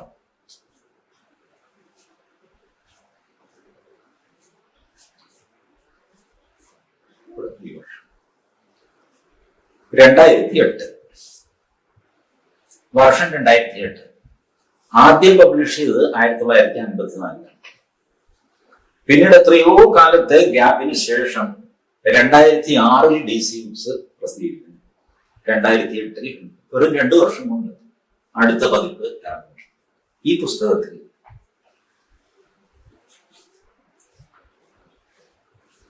ഈ മതം മാറ്റാൻ പോയ ആളുമായിട്ട് സ്വാമികളെ ക്രിസ്തുമതത്തിൽ ചേർക്കാൻ ഉപദേശിക്കേണ്ടുന്ന ഉദ്ദേശത്തോടു കൂടി ചെന്ന ഒരു പാതിരി സായിപ്പ് സ്വാമികളോട് ഇങ്ങനെ പറഞ്ഞു. പാതിരിയാണ്, സായിപ്പുമാണ്, നാട്ടുകാരൊന്നുമില്ല. സായിപ്പിനോട് പ്രത്യേക ഒരു ബഹുമാനം ഇന്ത്യക്കാർക്കുണ്ടല്ല. അപ്പോ ഈ സായിപ്പിനെ കാണുമ്പോ നാരായണ ഗുരു ആണെങ്കിലും കവാത്ത് മറക്കും എന്നായിരുന്നു ആ ഭാവത്തിന്റെ ധാരണ. നേരെ പറഞ്ഞു, സ്വാമി ക്രിസ്തുമതത്തിൽ ചേരണം. സ്വാമി, നിങ്ങൾക്ക് ഇപ്പൊ എത്ര വയസ്സായി? 30. നിങ്ങൾ ജനിക്കുന്നതിന് മുമ്പ് തന്നെ നാം ക്രിസ്തുമതത്തിൽ ഉള്ളതാണ്. എന്താണ് നിങ്ങൾ വിശ്വസിക്കണമെന്ന് പറയുന്നത്? സായിപ്പ്, യേശു ക്രിസ്തു മനുഷ്യരുടെ പാപമോചനത്തിനായി ജനിച്ചു എന്നുള്ളതായി വിശ്വസിക്കണം. യേശു ക്രിസ്തുവിന്റെ ജനനത്തോടുകൂടി എല്ലാവരുടെയും പാപം മാറി എന്ന് വിശ്വസിക്കണം. സ്വാമി, അപ്പോൾ യേശു ജനിച്ചതോടുകൂടി ജനങ്ങളുടെ പാപമെല്ലാം പോയിരിക്കണമല്ലോ. അതുകൊണ്ട് എല്ലാവരുടെയും പാപവിമോചനം അന്നേ തന്നെ കഴിയും. ഇറ്റ്സ് ഓവർ, എല്ലാവരും മോചിതരായി. സാഹിബ് പറഞ്ഞു അതെ, മോചിതരായി. അപ്പൊ സ്വാമി, ഇനി വിശ്വസിച്ചാലും ഇല്ലെങ്കിലും, ക്രിസ്ത്യാനി ആയാലും ഇല്ലെങ്കിലും അപ്പോൾ മോക്ഷം കിട്ടിക്കഴിഞ്ഞു. യേശുക്രിസ്തു ജനിച്ച നിമിഷം എല്ലാവരും രക്ഷപ്പെട്ടു. ഇനിയിപ്പോ പ്രത്യേകിച്ച് നമ്മൾ അങ്ങോട്ട് ചെന്ന് വിശ്വസിക്കേണ്ട കാര്യമൊന്നുമില്ല, കഴിഞ്ഞില്ലേ. അങ്ങനെയല്ല, ക്രിസ്തുവിന്റെ പേരിൽ ജ്ഞാനസ്നാനം ചെയ്യാത്തവരുടെ പാപം നീങ്ങിയിട്ടില്ല. അതാ സ്വാമി ചോദിച്ചു, അപ്പോൾ നിങ്ങൾ പറയുന്നത് യേശു ജനിച്ചതുകൊണ്ട് കുറച്ചു പേർക്ക് മാത്രം മോക്ഷം കിട്ടിയെന്നാണോ? ബാക്കിയുള്ളവർ കിടക്കുന്നു, ജ്ഞാനസ്നാനം കഴിക്കാത്തവർ കിടക്കണം. സാഹിബ് പറഞ്ഞു അങ്ങനെയല്ല, ക്രിസ്തു ജനിച്ചതുകൊണ്ട് എല്ലാവരും രക്ഷപ്പെട്ടു, അത് മൂലതത്വമാണ്. സ്വാമി, ബാക്കി ആരെങ്കിലും ഉണ്ടോ? എല്ലാവരും രക്ഷപ്പെട്ടു എന്ന് പറയുന്നു, ബാക്കി ഒരുത്തരും ഇല്ലയോ എന്ന് ചോദിക്കുന്നു. സാഹിബ് ഇല്ല, ബാക്കി ആരുമില്ല. സ്വാമി വീണ്ടും, എന്നാൽ എല്ലാവരും പണ്ട് തന്നെ രക്ഷപ്പെട്ടല്ലോ, ഇനി വിശ്വസിച്ചു വേണ്ടല്ലോ രക്ഷപ്പെടാൻ. സാഹിബ് പിന്നെ അങ്ങനെയല്ല, വിശ്വസിച്ചാലേ രക്ഷപ്പെടും. ഇങ്ങനെ പോവുകയാണ്. ഇതിങ്ങനെ പോയിട്ട് സ്വാമികൾ സാവധാനത്തിൽ സാഹിബിന്റെ സംഭാഷണത്തിലുള്ള പരസ്പര വിരുദ്ധമായ ഭാഗത്തെ വിശദമാക്കുവാൻ ശ്രമിച്ചു. സാഹിബ് അതൊന്നും സമ്മതിക്കാതെ ഇരിക്കുന്നത് കണ്ടപ്പോൾ സ്വാമി അടുത്തു നിൽക്കുന്ന ആളിനോട് പറഞ്ഞു. അതാണ് ക്ലൈമാക്സ്. സ്വാമി അടുത്ത് നിൽക്കുന്ന ആളിനോട് പറയുകയാണ്, കണ്ടോ, നല്ല വിശ്വാസം. ഇങ്ങനെയുള്ള വിശ്വാസികളുണ്ട്, നല്ല വിശ്വാസികൾ. നമ്മുടെ ഇടയിൽ ഇങ്ങനെയുള്ള വിശ്വാസമുള്ളവർ ഇല്ല, നല്ല വിശ്വാസികൾ. നമ്മൾ സാഹിബിനെ പൊട്ടനാണെന്ന് വിചാരിച്ചു. ഈ ഡയലോഗ് പൊട്ടനാണ് തന്നെ, ബൗദ്ധിക തലത്തിൽ പൊട്ടനാണ്. പക്ഷെ അയാളുടെ കാര്യം സാധിക്കാനായിട്ട് അയാളുടെ ധ്യേയനിഷ്ഠ, അയാളുടെ ലക്ഷ്യബോധം, അതിൽ ഉറച്ചു നിൽക്കുന്ന അയാളുടെ വിശ്വാസം, ഇത് ഗുരു തിരിച്ചറിയുന്നു. ഗുരു പറയുന്നൂടെ, കണ്ടുപിടിക്കരുത്. ഞാൻ എത്രയൊക്കെ ഉത്തരം മുട്ടിക്കാൻ ശ്രമിച്ചിട്ടും പിന്നെയും പിന്നെയും ഒരേ ഉത്തരം ആവർത്തിക്കാനുള്ള അവന്റെ നിശ്ചയദാർഢ്യം ഉണ്ടല്ലോ. എല്ലാവരും നാണക്കേട്, ആയപ്പെടുന്നു, ചീത്തയായ ഭാഷയായി അങ്ങേരുടെ മുമ്പിൽ എന്ന് തോന്നാതെ പിന്നെയും താൻ പറഞ്ഞ കാര്യം ആവർത്തിക്കുക. യേശുക്രിസ്തു എല്ലാവരെയും രക്ഷിച്ചു, എല്ലാവരെയും രക്ഷിച്ചെങ്കിൽ പിന്നെ ഇനിയും ബാക്കിയൊന്നുമില്ലല്ലോ, ഉണ്ട് ജ്ഞാനസ്നാനം ചെയ്തതോ, അപ്പൊ എല്ലാവരും രക്ഷപ്പെട്ടെന്ന് പറഞ്ഞതോ, അത് പറഞ്ഞത് തന്നെ, അത് മൂലതത്വം. ഇങ്ങനെയൊക്കെ പറഞ്ഞ് ഉരുണ്ട് കളിച്ച് തന്റെ വിശ്വാസത്തിൽ ഉറച്ചു നിൽക്കണം. ഇങ്ങനെയുള്ളവർ നമ്മുടെ കൂട്ടത്തിൽ ഇല്ല എന്നാണ് നാരായണ ഗുരുവിന്റെ അഭിപ്രായം. ഇതിപ്പോ പറഞ്ഞു കഴിഞ്ഞാൽ ഈ പറഞ്ഞ കമ്മ്യൂണിസ്റ്റുകാർ എല്ലാവരും കൂടെ പറയും നാരായണ ഗുരു ഏറ്റവും വലിയ അന്ധവിശ്വാസിയായിരുന്നു. എങ്ങനെ വേണമെങ്കിലും പറഞ്ഞോട്ടെ, ഇത് നാരായണ ഗുരു പറഞ്ഞതാണ്, പി കെ ബാലകൃഷ്ണൻ റെക്കോർഡ് ചെയ്തതാണ്. 1954 മുതൽ കേരളത്തിൽ കറങ്ങി നടക്കുന്ന പുസ്തകമാണ്. ഈ വക കാര്യങ്ങളെല്ലാം ആൾക്കാർ വിളിച്ചു വയ്ക്കും. പലരും പറയുന്നത് ഞാൻ കേട്ടിട്ടുണ്ട്, ചട്ടമ്പി സ്വാമിയുടെ ക്രിസ്തുമത നിശ്ചേദനമൊക്കെ എഴുതി. പക്ഷെ നാരായണഗുരു അങ്ങനെയല്ല. നാരായണഗുരു ക്രിസ്തുമതവും കൊണ്ടുവന്ന സാഹിബിനെ മുമ്പിൽ വെച്ച് ഛേദിച്ചു, കഷ്ണം കഷ്ണമായിട്ട്. ചട്ടമ്പി സ്വാമി പുസ്തകം എഴുതിയിട്ടുള്ളൂ, ഇത് നേരിട്ട് അങ്ങോട്ട് ഛേദിച്ചെങ്കിൽ പോലും അവന്റെ ധ്യേയനിഷ്ഠ അതിനെ അംഗീകരിക്കുകയും ചെയ്തു. ഇതിനു മുമ്പ് ഈ RSSന്റെ സ്ഥാപകൻ ഡോക്ടർ ഹെഡ്ഗേവാർ, അദ്ദേഹത്തിന്റെ കാലത്ത് ഒരാള് ഒരു കത്ത് കൊണ്ടുവന്ന് കാണിച്ചു. 35 വർഷങ്ങൾക്ക് ശേഷം പോസ്റ്റ് ചെയ്ത് 35 വർഷത്തിന് ശേഷം അഡ്രസ്സിലുള്ള ആളിന് കിട്ടിയ കത്ത്. എല്ലാവരും ചിരിച്ചു, വിമർശിച്ചു. 35 വർഷം ഒരു കത്ത്. ഡോക്ടർജി പറഞ്ഞു, ശരിയാണ്, 35 വർഷം എടുത്തു, വളരെ മോശമാണെന്ന് പറയാം. പക്ഷേ 35 വർഷത്തിന് ശേഷവും ആ കത്ത് മേൽവിലാസക്കാരനെ തേടി വന്നില്ല. അപ്പൊ ആ ബ്രിട്ടീഷുകാരുടെ സിസ്റ്റം നോക്കും, എവിടെയൊക്കെ അത് മിസ്പ്ലേസ്ഡ് ആയി.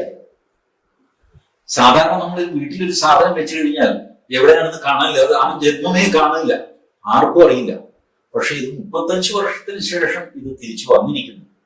അപ്പൊ അവരുടെ സിസ്റ്റം റോബസ്റ്റ് ആണ്. ആ സിസ്റ്റം നല്ലൊരു സിസ്റ്റമാണ്. ഒരു സാധനം കാണാതെ പോയാൽ 35 വർഷം എടുത്താൽ എന്താ, ഒരു കഷ്ണം കടലാസ് അതിന്റെ ഉടമസ്ഥനെ അന്വേഷിച്ചു വന്നു. ഇതുപോലെയാണ് നാരായണ ഗുരു പറയുന്നത്, എടാ ഇത് ഈ സാഹിബ് യൂസ്ലെസ് ആണ്, ബുദ്ധിഹീനനാണ്, പിടിവാശിക്കാരനാണ്, പൊട്ടനാണ്, ഒക്കെ ശരിയായിരിക്കാം. പക്ഷെ അവന്റെ വിശ്വാസത്തിന്റെ ദാർഢ്യം നോക്കും. അങ്ങനെ ഒരു ഹിന്ദു ഉണ്ടോ നമ്മുടെ കൂട്ടത്തിൽ? ഇതാണ് ചോദിക്കുന്നത്. നമ്മൾ എന്തെങ്കിലും കേട്ട് കഴിയുമ്പോൾ നമ്മൾ പേടിച്ചു പോകും. അവിടെ അതൊക്കെ അന്തരീക്ഷം ആവട്ടെ. ഇയാൾ പറഞ്ഞു അതൊക്കെ പഴഞ്ചനല്ലേ, അത് പേടിച്ചു. ഇന്ന സാഹിബ് പറഞ്ഞു, ഇന്ന മദാമ പറഞ്ഞു എന്നൊക്കെ പറഞ്ഞാൽ മതി, ഉടനെ നമ്മൾ ഇട്ട് കളയും. നല്ലതാണോ പരിശോധിക്കാൻ പോലും നമ്മൾ നിൽക്കില്ല. ഇതൊന്നും നവോത്ഥാനത്തിന് ചേർന്നതല്ല കേട്ടോ എന്ന് ഞാൻ കഴിഞ്ഞപ്പോ നവോത്ഥാനത്തിന് ചേരാൻ എന്താ നവോത്ഥാനം, എന്താ ഇയാളുടെ ഉദ്ദേശം, ഒന്നും നോട്ടൊന്നുമില്ല. ആരെങ്കിലും വിമർശിച്ചാൽ അപ്പൊ നമ്മൾ. അതുകൊണ്ടാണ് ഈ പട്ടിയെ പട്ടിയാക്കി ആടിനെ പട്ടിയാക്കി എന്ന് പറഞ്ഞുള്ള കഥകളൊക്കെ ഇല്ലേ ഭാരതത്തിൽ. ഞാൻ വേറെ ഈ യൂറോപ്യൻ ഭാഷകളിൽ ഇങ്ങനെ ഒരു കഥ കേട്ടിട്ടില്ല. ആടിനെ പട്ടിയാക്കി 1-2 പേര് അല്ല എന്താ ഈ പട്ടിയെ കൊണ്ടിവിടെ പോകുന്നു, ഏത് പട്ടിയൊന്നുമില്ല ആണെന്ന് പറയുക, ഇതാണ് ആടിനെ പട്ടിയാക്കുന്നു. 4-5 പേര് ചോദിച്ചു കഴിയുമ്പോൾ ഇയാൾക്കല്ലേ ഉറപ്പായി ഇത് പട്ടിയാണ്, ഉപേക്ഷിക്കും. അവര് ഇതിനെ പിടിച്ചുകൊണ്ട് പോകുന്നു. ഈ കഥ മറ്റു ഭാഷകൾ, ഇന്ത്യൻ ഭാഷകളിലെല്ലാം, പക്ഷെ ഇംഗ്ലീഷിലോ മറ്റു ഭാഷകളിൽ എന്റെ അറിയില്ല, ഞാൻ ഇന്നുവരെ കേട്ടിട്ടില്ല. അവിടെ ഒരു പക്ഷേ ഇത്തരം ഭോഷന്മാരില്ലാഞ്ഞിട്ടായിരിക്കാം. ഇവിടെ ധാരാളം ഉള്ളത് കൊണ്ടായിരിക്കാം ഈ കഥ ഇപ്പോഴും പ്രചാരത്തിൽ നിൽക്കുന്നത്. ആരെങ്കിലും പറയുന്നത് കേട്ടിട്ട് നമുക്ക് ബോധ്യമുള്ളതിനെ ആടാണ് 100%, 110% നമുക്ക് കയ്യിലുള്ള ആടിനെ നമ്മൾ മറ്റുള്ള 5 പേരുടെ വാക്ക് കേട്ടിട്ട് പട്ടിയാണെന്ന് പറഞ്ഞ് ഉപേക്ഷിക്കുന്ന സമ്പ്രദായം. ഇങ്ങനെ എന്തെല്ലാം നമ്മൾ ഉപേക്ഷിച്ച് കാണും ജീവിതത്തിൽ, എന്തെല്ലാം നമ്മുടെ ആചാരത്തിൽ സംസ്കാരത്തിലൊക്കെ ഉപേക്ഷിച്ച് കാണും. നല്ല നല്ല കാര്യങ്ങൾ. എത്രയോ ആടുകളെ നമ്മൾ പട്ടികളാണെന്ന് വിചാരിച്ച് വഴിയിൽ ഉപേക്ഷിച്ചിട്ടുണ്ടാവും. ഇതൊന്നും സത്യമായിരുന്നില്ല എന്ന് നമ്മളെ ബോധ്യപ്പെടുത്തുന്ന ജോലിയാണ് നവോത്ഥാനം എന്ന് പറയുന്ന പ്രക്രിയ. അല്ലാതെ ആളുകളുമായിട്ട് വഴക്കുണ്ടാക്കുകയും ഗുസ്തി പിടിക്കുകയും വെല്ലുവിളിക്കുകയും അത് താൻ ജയിച്ചു എന്ന് വരുത്താനായിട്ട് മതിൽ കെട്ടുകയും ചെയ്യുന്ന പ്രക്രിയ നവോത്ഥാനമല്ല. നാരായണ ഗുരുവിന്റെയോ ചട്ടമ്പി സ്വാമികളുടെയോ സ്വാമി വിവേകാനന്ദയോ രാമകൃഷ്ണ പരമഹംസന്റെയോ ഒക്കെ പാതയിലൂടെയാണ് നവോത്ഥാനം മുന്നോട്ട് സഞ്ചരിച്ചിരുന്നെങ്കിൽ ഒരു മതിലുമില്ലാതെ തന്നെ മാറ്റം വരുമായിരുന്നു. മതിലിനെ ആൾക്കാർ എതിർക്കുന്നു എന്ന് പറഞ്ഞാൽ തന്നെ അതിനർത്ഥം ആ നവോത്ഥാന പ്രക്രിയയ്ക്ക് എന്തോ ദോഷം, അതിന്റെ ലക്ഷ്യം മോശമാണെന്നൊക്കെയുള്ള വലിയ ആരോപണം ഞാൻ പറയുന്നില്ല. ലക്ഷ്യം മോശമാണ് എന്ന് പറയാനുള്ള സാഹചര്യം എല്ലാ നിലവിലുണ്ട്. വാസ്തവത്തിൽ കേരളത്തിൽ ഇപ്പോ വനിതാ മതി അതാണല്ലോ പണിയുന്നത്. എന്താ ഇപ്പൊ കേരളത്തിൽ പ്രത്യേകിച്ച് വനിതകൾക്കൊരു കുഴപ്പം സംഭവിച്ചത് ഞാൻ നോക്കിയിട്ടൊന്നും കാണുന്നില്ല. ഒരു 10 വർഷം മുമ്പ് എന്തൊക്കെ ബുദ്ധിമുട്ട് വനിതകൾക്ക് ഉണ്ടായിരുന്നു, ആ ബുദ്ധിമുട്ടുകൾ ഇപ്പോഴും തുടങ്ങും. ഇപ്പൊ പ്രത്യേകിച്ചൊരു സാധനം ഉണ്ടായി എന്ന് പറയാനില്ല. ഉണ്ടായെങ്കിൽ തന്നെ അതിന്റെ ഉത്തരവാദി ഈ വനിതാ മുതൽ കെട്ടാൻ നടക്കുന്ന മുഖ്യമന്ത്രി അദ്ദേഹത്തിന്റെ കൂടെ ഉണ്ടല്ലോ. അവരുടെ അത്രയും സ്ത്രീകളെ ഉപദ്രവിക്കുന്ന വേറെ ഒരു രാഷ്ട്രീയ കക്ഷി ഉണ്ടെന്ന് എനിക്ക് തോന്നുന്നു. ഈ അടുത്ത കാലത്ത് നടന്ന പീഡനങ്ങളിൽ എല്ലാം തന്നെ ഡിവൈഎഫ്ഐക്കാരും CPM കാരണം പറശ്ശിനിക്കടവായാലും ഏത് പണ്ടാരക്കെട്ടായാലും ഇവർക്ക് ഇത് തന്നെയാണോ പണിയെന്ന് നമുക്ക് തോന്നിപ്പോകും. എന്നാൽ മറ്റു രാഷ്ട്രീയ കക്ഷികളിലില്ല, അവരൊക്കെ പുണ്യാളന്മാരും അല്ല, അതിലൊക്കെ ഒറ്റയ്ക്കവരാണ്. പക്ഷെ അവര് മറ്റു പാർട്ടികൾ ചെയ്യുന്ന ശ്രദ്ധിച്ചിട്ടുണ്ടോ? കോൺഗ്രസ്, RSP, BJP, അവരൊക്കെ എന്തെങ്കിലുമൊക്കെ സംഭവിക്കും, ഇതാണ് പോലീസിനെ മുമ്പിടും. ഇയാളെ പാർട്ടിയിൽ പുറത്താക്കി പോലീസും നിയമവും എങ്ങനെയാണോ അതിന്റെ വഴിക്ക് പോകും. അയാളുടെ ബന്ധുക്കളോ കൂട്ടുകാരെങ്കിലും ഉണ്ടെങ്കിൽ ജാമ്യം എടുക്കും, കേസോ എന്താന്ന് വെച്ചാൽ ചെയ്യും. പാർട്ടി അവിടെ ഉണ്ട്. ഇതങ്ങനെയല്ല, പാർട്ടി ഇയാളെ വിടില്ല, മാത്രമല്ല പോലീസിൽ കൊണ്ടുപോവുകയില്ല. അതൊക്കെ ഞങ്ങൾ തീരുമാനിച്ചോളാം. പാർട്ടിയുടെ കമ്മിറ്റി കൂടിയിട്ട് കുറ്റവാളിയാണോ അല്ലെന്നൊക്കെ തീരുമാനിക്കുകയും ശിക്ഷയും അവരെ തീരുമാനിക്കും. നീതിന്യായ വ്യവസ്ഥയൊന്നും അവർക്ക് വിഷയമല്ല, പാർട്ടിയിലാണ് എല്ലാം. ഇത് പ്രാകൃതമായ ഒരു സമ്പ്രദായമാണ്. എന്നിട്ട് ഇതേ ആൾക്കാർ ഹരിയാനയിലെ ഖാപ്പ് പഞ്ചായത്ത് അല്ലെങ്കിൽ തമിഴ്നാട്ടിലെ കട്ട പഞ്ചായത്ത് ഇതിനെയൊക്കെ കുറിച്ച്. ഖാപ്പ് പഞ്ചായത്ത് എന്ന് പറഞ്ഞു കഴിഞ്ഞാൽ ഈ പാർട്ടി കമ്മിറ്റി പോലെ AKG സെന്ററിൽ ഒരു മുറിക്കകത്ത് കൂടി തീരുമാനിക്കുന്നതല്ല, പഞ്ചായത്താണ്, ഓപ്പണാണ്. എല്ലാവരും ഉണ്ടാകും ഗ്രാമത്തില്, സകല മനുഷ്യർക്കും പങ്കെടുക്കാം, അതിന്റെ അഭിപ്രായം പറയാം. ഇതൊക്കെ കഴിഞ്ഞിട്ടാണ് ഖാപ്പ് പഞ്ചായത്തിൽ തീരുമാനം വരുന്നത്. കട്ട പഞ്ചായത്തും അങ്ങനെ തന്നെ തമിഴ്നാട്ടില്. നിങ്ങൾ നോക്കുക, തമിഴ്നാട്ടില് ഗ്രാമപ്രദേശത്ത് നിങ്ങൾക്കൊരു ഡിസ്പ്യൂട്ട് സെറ്റിൽ ചെയ്യണമെങ്കിൽ ഭൂരിഭാഗം പേരും ഈ പഞ്ചായത്തിൽ പോകും. കൗണ്ടർ എന്ന് പറയും, ഒരു കൗണ്ടർ നമ്മൾ സിനിമയിലൊക്കെ കാണുമല്ലോ, ഷോളൊക്കെ ഇട്ട് വലിയ കൊമ്പമീശയൊക്കെ ഉള്ള ആള്. അയാൾ ഇത് വിളിച്ചു കൂട്ടും, അയാളും ഉണ്ടാകും, ഇരിക്കും, അവിടെ വെച്ച് തീർപ്പുണ്ടാകും. അത് മോഷണമായാലും അടിപിടിയായാലും എന്താണെങ്കിലും അവിടെ വെച്ച് തീരും. ഇതും കൊണ്ട് നമ്മൾ പോലീസിൽ പോയാലോ, പോലീസ് കംപ്ലൈന്റ് ആയി, FIR ഇട്ടു, മൊഴിയെടുത്തു, മജിസ്ട്രേറ്റിന്റെ അടുത്ത് പോയി, വാദിക്കൊരു വക്കീല്, പ്രതിക്കൊരു വക്കീല്, മജിസ്ട്രേറ്റിന് ജോലി, അവസാനം 2 വർഷമായി, 3 വർഷമായി, 4 വർഷമായി. ആകെ എന്താ അങ്ങോട്ടും ഇവിടെ 2 അടി കൊടുത്ത കേസാണ്. ഇതിങ്ങനെ നിരക്കി കൊണ്ടുപോയിട്ട് അവസാനം ഇതിനകത്ത് നിന്ന് എങ്ങനെയെങ്കിലും വക്കീൽ ഊരിത്താന്ന് പറയും. തല്ലുകിട്ടിയതോ പോട്ടെ, ഇതിന്റെ പേരിലുള്ള ദ്രവ്യനഷ്ടം ഭീകരമാണ്. വാദിയും പ്രതിയും വക്കീലും വിഷമിച്ചു, ജഡ്ജിക്കും വിഷമം. 2 ലക്ഷം കേസുകൾ കെട്ടിക്കിടക്കുന്നു. അങ്ങനെ എന്ത് ചെയ്യും? ഇതുപോലത്തെ കോടാലികളൊക്കെയാണ്. ഈ സാധനമൊന്നും ഇല്ലാതെ നടക്കുന്നതാണ് പഞ്ചായത്ത്. പക്ഷെ ആ പഞ്ചായത്തിന് പോലും ഒരു സുതാര്യതയുണ്ട്. അത് ഭരണഘടനയിലൊന്നും എഴുതി വെച്ച സാധനമല്ല, CRPCയിലും ഇല്ല. പക്ഷെ ഒരു സുതാര്യതയുണ്ട്. ഇവർക്ക് സുതാര്യത പോലും ഇല്ല, അതുപോലുമില്ല. നാട്ടുകാർ കേൾക്കെയാണ് PK ശശിയുടെ വിചാരണ നടക്കുന്നതെന്ന് വയ്ക്കുക. ഒരു മറയ്ക്ക് പുറകിൽ ഈ PK ശശിയുടെ നേർക്ക് ആരോപണം ഉന്നയിച്ച സ്ത്രീ അവരുടെ ഐഡന്റിറ്റി പുറത്ത് കാണിക്കാൻ പാടില്ല. അത് മര്യാദ. അവർ നിൽക്കട്ടെ. എന്നിട്ട് ഇവരുടെ പാർട്ടിക്കാരെ മുഴുവൻ കേൾക്കും. നമ്മളെപ്പോലെ നാട്ടുകാരെയൊന്നും വിളിക്കണ്ടപ്പ. പാർട്ടിക്കാരെ മുഴുവനും കൂടിയിട്ട് അവരുടെ മുമ്പിൽ വെച്ച് ചർച്ച ചെയ്യട്ടെ. അതുമില്ല. ഇവരുടെ കമ്മിറ്റി കൂടി, അന്വേഷണ കമ്മീഷൻ 3 പേര്, അവര് തെളിവെടുത്തു, അവരുടെ നിഗമനം നടത്തി. ഇത് പഞ്ചായത്തിനേക്കാൾ കഷ്ടമായ ഏർപ്പാടാണ്. പഞ്ചായത്തിനേക്കാൾ കഷ്ടമായ ഏർപ്പാട്. ഇതല്ലേ ശരിക്കും പറഞ്ഞാൽ ഒരു നവോത്ഥാനത്തിന് വിധേയമാക്കേണ്ടത് ഈ പ്രക്രിയയല്ലേ? ഇനി അതുപോലെ നവോത്ഥാന നായകന്മാരോട് ഇവരുടെ സമീപനമല്ലേ? ഒരു കാലത്ത് സ്വാമി വിവേകാനന്ദൻ, നാരായണ ഗുരു, ദയാനന്ദ സരസ്വതി, രാമകൃഷ്ണ പരമഹംസൻ ഇവരെ ഹിന്ദു പുനരുത്ഥാനത്തിന്റെ വികൃത രൂപങ്ങൾ എന്നാണ് EMS വിശേഷിപ്പിച്ചത്. വികൃത രൂപം. 1982 EMS ഒരു പുസ്തകം പ്രസിദ്ധീകരിച്ചു, ഇന്ത്യൻ സ്വാതന്ത്ര്യ സമര ചരിത്രം. EMS നമ്പൂതിരിപ്പാട്. 1982 മാർച്ചിൽ ചിന്ത പബ്ലിക്കേഴ്സ്, അവരാണ് ചിന്ത പബ്ലിഷേഴ്സ് തിരുവനന്തപുരം, അവരാണ് ഇത് പ്രസിദ്ധീകരിച്ചത്. ഈ ബുക്ക് ഇപ്പൊ അന്വേഷിച്ചാൽ ഒരു പക്ഷെ കിട്ടിയെന്ന് വരില്ല. ഇത് ഔട്ട് ഓഫ് പ്രിന്റ് ആണ് എന്ന് ഞാൻ കരുതുന്നു. പലരും എന്നോട് ചോദിച്ചു. ചിലരൊക്കെ പറഞ്ഞു, കമ്മ്യൂണിസ്റ്റുകാർ പറഞ്ഞു ഇങ്ങനെ ബുക്കേ ഇല്ല എന്നൊക്കെ പറഞ്ഞു. ബുക്കുണ്ട്. തിരുവനന്തപുരത്ത് ഭാരതീയ വിചാര കേന്ദ്രത്തിന്റെ ലൈബ്രറിയിൽ ഈ ബുക്കുണ്ട്. അതിൽ നിന്നാണ് ഞാൻ ഈ ഫോട്ടോ കോപ്പി എടുത്തത്. അത് തന്നെ വളരെ പഴയതായി 82 പുസ്തകമാണല്ലോ. ഇതില് EMS ഇതിന്റെ അധ്യായം 19 ഹൈന്ദവ പുനരുത്ഥാനം ദേശീയതയുടെ വികൃത രൂപം. ഹൈന്ദവ പുനരുത്ഥാനം ദേശീയതയുടെ വികൃത രൂപം എന്ന് EMS തലക്കെട്ട് കൊടുത്തിരിക്കുന്നു. ഞാനത് എഴുതിയിരിക്കുന്ന മുഴുവൻ വായിക്കുന്നത് ദേശീയതയുടെ വികൃത രൂപം എന്ന് പറയുമ്പോൾ തന്നെ നിങ്ങൾക്ക് മനസ്സിലാവുമല്ലോ.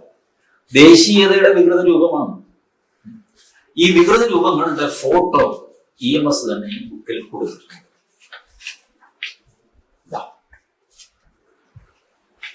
രാമകൃഷ്ണ പരമഹംസൻ, സ്വാമി വിവേകാനന്ദൻ, ദയാനന്ദ സരസ്വതി, നാരായണ ഗുരു, 4 പേരുടെ ഫോട്ടോ കൊടുത്തിരിക്കുകയാണ്. ഇതാണ് വികൃത രൂപങ്ങൾ. ഏതിന്റെ? ദേശീയതയുടെ വികൃത രൂപങ്ങൾ. എന്താ കാരണം? ഹൈന്ദവ പുനരുത്ഥാനം നടത്തി. പുനരുത്ഥാനം എന്ന് പറയുമ്പോൾ തുടക്കത്തിൽ ഞാൻ പറഞ്ഞല്ലോ, പുനരുത്ഥാനത്തിന് ഒരു നെഗറ്റീവ് മീനിങ് ഉണ്ട്. അതുകൊണ്ടാണ് ബുദ്ധിരാക്ഷസനായ EMS പുനരുത്ഥാനം എന്നുള്ള വാക്ക് ഉപയോഗിച്ചത്. വാസ്തവത്തിൽ ഇവര് പുനരുത്ഥാനവാദികളാണ്. പഴയതിന് എല്ലാം തിരിച്ചു കൊണ്ടുപോകുന്ന ആൾക്കാരാണ്. അല്ല. നാരായണ ഗുരു ആണെങ്കിലും ദയാനന്ദ സരസ്വതി ആണെങ്കിലും രാമകൃഷ്ണ പരമഹംസനാണെങ്കിലും വേരുകളിലേക്ക് തിരിച്ചു പോകണം എന്ന് പറയുമ്പോൾ തന്നെ സകലമാന അന്ധവിശ്വാസങ്ങളെയും ചെറുത്തവരാണ്. മണ്ണന്തലയില് കുറച്ചുപേര് വന്നിട്ട് നാരായണ ഗുരുവിനോട് പറയുന്നു, ഞങ്ങളുടെ അവിടെ ഒരു ഉഗ്ര ദുർഗയുണ്ട്, അവിടെ ഒരു ക്ഷേത്രം പണിയണം. ഇപ്പൊ അത് വെറുതെ ഒരു കല്ലായിട്ടിരിക്കുന്നു. വേലായുധൻ ചട്ടമ്പി എന്നാണ് അങ്ങേരുടെ പേര് തന്നെ. ഗുരുവിനെ വിളിച്ചുകൊണ്ട് പോയി. ഗുരു പറഞ്ഞു, നമുക്കൊരു കാര്യം ചെയ്യാം, ഇത് ശാന്തദുർഗയെ പ്രതിഷ്ഠിക്കാം. ഈ ഉഗ്രൻ ഇങ്ങനെ നാക്കൊക്കെ പുറത്ത് ചാടി,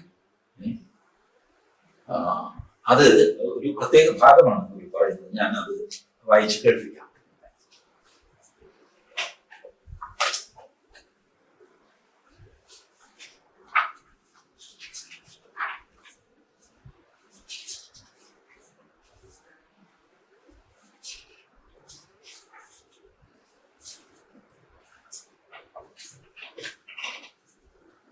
ഉഗ്രരൂപിണിയായ ദുർഗയുടെ വിഗ്രഹം ഒന്ന് മാറ്റിയാലോ എന്ന് ഗുരു സംശയിച്ചു.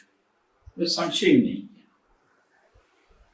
അപ്പോൾ പ്രമാണിയായിരുന്ന വേഗശ്വരൻ വേലായുധൻ ചട്ടം വീട് മട്ട് പെട്ടെന്ന് മാറി.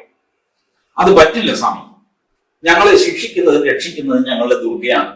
ദുർഗ തന്നെ ഇവിടുത്തെ ദൈവം. അപ്പൊ സ്വാമി സൗമ്യമായി പരിഹാസസ്വരത്തിൽ പറയുകയാണ്, ദുർഗയെ നിങ്ങൾ ശിക്ഷിച്ചതായിട്ടാണല്ലോ കാണുന്നത്. കാരണം നിങ്ങൾ ഉപേക്ഷിച്ച് നോക്കാനാരും ഇല്ലാന്നിട്ടാണല്ലോ എന്നെ വിളിച്ചത് നമുക്ക് ഭംഗിയാക്കണം കൊണ്ടു. അപ്പോ നിങ്ങളെ ശിക്ഷിക്കുന്നതും രക്ഷിക്കുന്നതും ദുർഗയാണെന്ന് പറയുന്നു. ആ ദുർഗയെ നിങ്ങൾ ഉപേക്ഷിച്ചതായിട്ട് കാണുന്നു.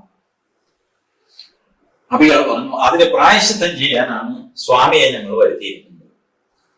സ്വാമി പറഞ്ഞു, എങ്കിൽ ശരി, ഞാൻ പലതും വിചാരിച്ചാണ് പറഞ്ഞത്. നമ്മുടെ ആളുകൾക്ക് ആരാധനാ സ്ഥലങ്ങൾ ഇല്ലാത്തതല്ല കുറവ്, ആരാധിക്കാൻ പറ്റിയ മൂർത്തികളില്ലാത്തതാണ്. ഇഷ്ടംപോലെ സ്ഥലമുണ്ട്, ആരാധിക്കാൻ പറ്റിയ മൂർത്തി വേണ്ടേ? ആരാധനയ്ക്ക് അർഹതയുള്ള മൂർത്തി. എന്തിനേയും കയറി ആരാധിക്കുന്ന ഹിന്ദുവിലൊരു സ്വഭാവമുണ്ടല്ലോ. മണ്ണിലും പുല്ലിലും പൂവിലും പുള്ളിലും ദൈവമുണ്ട്, ദൈവം ഇരിക്കുന്നു, കാര്യമൊക്കെ ശരി എന്ന് വെച്ചിട്ട് നമ്മളൊരു കഴുതയെ മാലയൊക്കെ ഇട്ട് ആരതിയൊക്കെ ഒഴിഞ്ഞ് കഴുതയ്ക്ക് ഒരു ക്ഷേത്രമൊക്കെ പണിഞ്ഞ് പ്രാർത്ഥിക്കുക എന്നൊക്കെ പറഞ്ഞു കഴിഞ്ഞാൽ എന്തൊരു പോഷണം. അപ്പൊ ഇതിന്റെ ആന്തരതത്വം അറിയാതെ ഇതുപോലെയൊക്കെ ചെയ്യുന്നതിനെയാണ് നാരായണ ഗുരു വിമർശിക്കുന്നത്. ആരാധിക്കാൻ പറ്റിയ മൂർത്തികളില്ലാത്തതാണ്, ഉള്ളത് ദുർമൂർത്തികൾ. നാരായണ ഗുരു പറയുന്നു, ഉള്ളത് ദുർമൂർത്തികൾ. ഗുളികൻ, കുട്ടിച്ചാത്തൻ, ചുടലമാടൻ, മറുത, കറുപ്പൻ, ഇരുളൻ, ഇശക്കിമാടൻ, കരിങ്കാളി. നാരായണ ഗുരു പറയുന്ന ലിസ്റ്റുകളാണ്. ഇതൊക്കെയാണ് നിങ്ങൾ ആരാധിക്കുന്നത്. വെറുതെയാണ് ഗുണം പിടിക്കാത്തത്. ഇതിനെ ചുടലമാടൻ, നെരിപ്പോട് മാടൻ, ചാന്നലമാടൻ, പിള്ളതീനിക്കാളി എന്നൊക്കെ പറഞ്ഞിട്ടുള്ള സാധനങ്ങളൊക്കെയാണ് ആരാധിക്കുന്നത്. ഇതിനെയൊക്കെയാണ് ഗുരു മാറ്റിയിട്ട് സുബ്രഹ്മണ്യൻ, ശിവൻ ഇവരെയൊക്കെ പ്രതിഷ്ഠിക്കുന്നു, ജനാർദ്ദൻ ഒക്കെ. അതാണ് നവോത്ഥാനം. അതാണ് നവോത്ഥാനം. അതേസമയം ഈ മാടനെ, ചുടലമാടനെ കളഞ്ഞോ? ഇല്ല. ഈ പ്രധാന ക്ഷേത്രത്തിന്റെ അവിടെ ഇവിടെയും മൂലയ്ക്കായിട്ട് മാടൻ, അറുകുല, ചുടലമാടൻ കണ്ടിട്ടില്ല. അവിടെ ഒരു തിരിവയ്ക്കും. കളയണ്ട. ഒന്നിനെ നമ്മൾ ഉപേക്ഷിക്കുന്നില്ല. അതിലും നല്ലത്, അതിലും റിഫൈൻഡ് ആയിട്ട് പരിഷ്കരിച്ചത് ഒരു പടി മുകളിലേക്ക്, അല്ലെങ്കിൽ 10 പടി മുകളിലേക്ക്. എന്നാൽ കയറി വന്ന പടി നമ്മൾ മറക്കുന്നില്ല. ഈ ചുടലമാടനെ ആരാധിച്ച് ആ ആരാധനയിൽ നിന്നാണ് ഞാൻ ഇതിലേക്ക് വന്നിരുന്നത് എന്നുള്ള സ്മരണയുണ്ടാവും. അതുകൊണ്ട് ഒന്നിനെയും നമ്മൾ കളയുന്നില്ല. ചോറ്റാനിക്കര ദേവീക്ഷേത്രത്തിൽ ഐശ്വര്യത്തിന്റെ ദേവിയാണ്. ചോറ്റാനിക്കര ദേവീക്ഷേത്രത്തിൽ ജ്യേഷ്ഠാദേവി ചെറിയൊരു കല്ലുണ്ട്, മൂശേട്ട. കണ്ടിട്ടില്ലേ? മൂശേട്ട പഠിക്കുന്ന കളർത്തൊന്നുമില്ല. ആ കോമ്പൗണ്ടിൽ തന്നെ ഇരുത്തിയിരിക്കുകയാണ്. ഒരു തിരിയില്ലേ, കളയില്ല. ഈ ഒരു സംസ്കാരം എല്ലാവരിലും എത്തിക്കാൻ നാരായണ ഗുരു വളരെയധികം പ്രയത്നിച്ചു. ഇവരോടൊക്കെ തർക്കിച്ചു. അപ്പോ ഇയാളെ മറുപടിയാണ് ഈ കരിങ്കാളി എന്നൊക്കെ പ്രയോഗിച്ചപ്പോൾ സഹിച്ചില്ല. കരിങ്കാളി അല്ലല്ലോ സ്വാമി ദുർഗ. സ്വാമി പറഞ്ഞു, കേൾക്ക്, ദുർഗയ്ക്ക് തന്നെ 2 ഭാവങ്ങളുണ്ട്. ഒന്ന് ഭയങ്കരം, മറ്റത് ശാന്തം.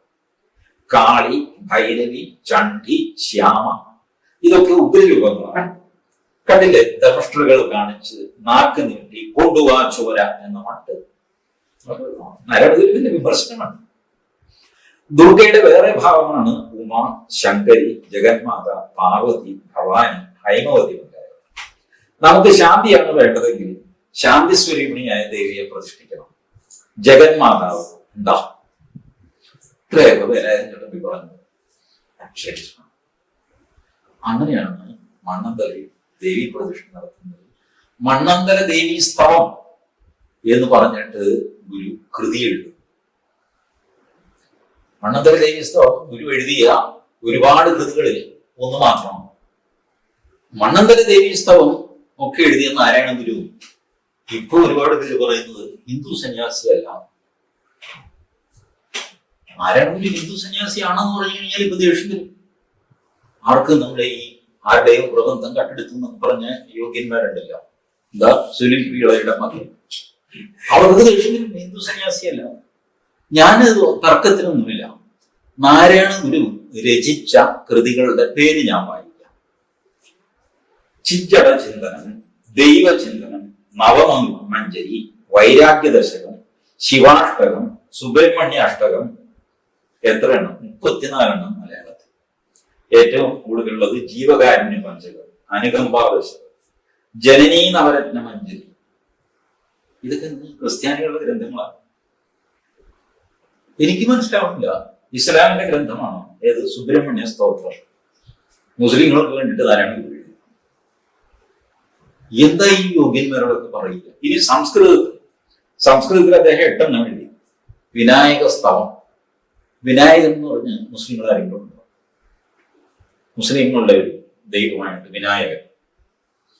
ഗുഹാഷ്ടകം, ശ്രീ വാസുദേവാഷ്ടകം. ഞാൻ ആദ്യമായിട്ട് വാസുദേവൻ എന്ന പേരുള്ള ഒരു ക്രിസ്ത്യാനിയെ കാണും. ഇതൊക്കെ എഴുതിയ മനുഷ്യൻ ഹിന്ദു അല്ല, പിന്നെ ആര് ക്രിസ്ത്യാനി? അതോ മുസ്ലിം? സ്വരാഷ്ട്രം, ജൂതനം, ആരെയും? അതിന് ന്യായം ഇവർ പറയുന്നത് അദ്ദേഹം നമുക്ക് മതമില്ല എന്ന് പറഞ്ഞു.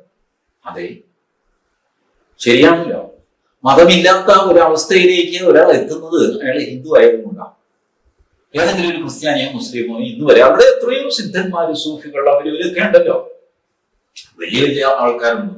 ചാവറ കുര്യാക്കോസ് ഇലിയാസ്, മറ്റേ ഭരണങ്ങാനത്തുള്ള അമ്മ ആരാണത്, അൽഫോൻസാമ, ഇതുപോലെയൊക്കെയുള്ളവരുണ്ട്. മദർ തെരേസ, ഇവരാരെങ്കിലും മതമുണ്ട്. എനിക്ക് മതമില്ല അവർക്ക് പറയാൻ സാധ്യമല്ല. ഇവര് മുസ്ലിങ്ങളുടെ ഇടയിൽ അത്യപൂർവമുള്ള ചില്ലറ വഴക്കൊക്കെ ഉണ്ടാക്കി ഇതിങ്ങനെ അല്ല വേണ്ടെന്നൊക്കെ പറഞ്ഞിട്ട് മരിച്ചുപോയ ആൾക്കാരുണ്ട്. മത്തിത്തങ്ങൾ, മുഹമ്മദ് അബ്ദുറഹ്മാൻ സാഹിബ് എന്നൊക്കെ പറഞ്ഞിട്ട് അവര് പോലും എനിക്ക് മതമില്ല എന്ന് പറഞ്ഞിട്ടില്ല. പറയാൻ സാധ്യമല്ലോ. അതിന്റെ ചട്ടക്കൂടിൽ നിന്ന് പുറത്തു കിടക്കണമെങ്കിൽ ഹിന്ദു ആയിരിക്കണം. അതുകൊണ്ട് ഹിന്ദുവിനെ വെല്ലുവിളിക്കാനുള്ള പ്രാപ്തിയും ഹിന്ദുവിനെ ഉണ്ടാവും. ഹിന്ദു ആയതുകൊണ്ടാണ് നാരായണ ഗുരുവിന് എനിക്ക് മതമില്ല എന്ന് പറയാൻ സാധിച്ചത്. അതുകൊണ്ട് നാരായണ ഗുരു ഹിന്ദു സന്യാസിയാണ് എന്നുള്ളതിന്റെ ആദ്യത്തെയും അവസാനത്തെയും തെളിവ് എനിക്ക് മതമില്ല എന്ന് അദ്ദേഹം പറഞ്ഞു. വേറെ ആർക്കും ഇത് പറയാൻ ധൈര്യം ഉണ്ടാവില്ല. പറഞ്ഞിട്ട് ഇതുവരെ പറഞ്ഞിട്ടില്ല. ഇനി ആരെങ്കിലും ഉണ്ടായതെന്ന് പറയുകയാണെങ്കിൽ നമുക്ക് അപ്പം നോക്കാം. അപ്പൊ നാരായണ ഗുരു ഹിന്ദു സന്യാസിയല്ല എന്നൊക്കെ പറയുന്നത് ആരെ തെറ്റിദ്ധരിപ്പിക്കാൻ? ഈ വക ധാരണകൾ ഉള്ളത് കൊണ്ടാണ് ഇവർക്ക് നാരായണ ഗുരു ഒരു ദേശീയവാദിയല്ല. ഇനി അഥവാ ദേശീയവാദം ഉണ്ടായിരുന്നെങ്കിൽ തന്നെ അത് വികൃതമാണ് എന്ന് നേരത്തെ ഞാൻ EMSന്റെ അത് പറയാൻ ന്യായമുണ്ട്. EMS പറയുന്നത് ഇവര് ഈ ഹൈന്ദവ പുനരുത്ഥാനത്തിലൂടെ ഉണ്ടാക്കുന്ന ഐക്യം നമുക്ക് ദോഷമായിട്ട് വരും. ആ ദോഷം ഇവര് ചെയ്തതിന്റെ ദുരന്തമാണ് 1947 ഓഗസ്റ്റ് 15 സംഭവിച്ചത് എന്ന് ആ പുസ്തകത്തിൽ EMS പറയും. ഞാൻ വായിച്ചു കേൾപ്പില്ല. ഈ അധ്യായത്തിന്റെ ഏറ്റവും അവസാനം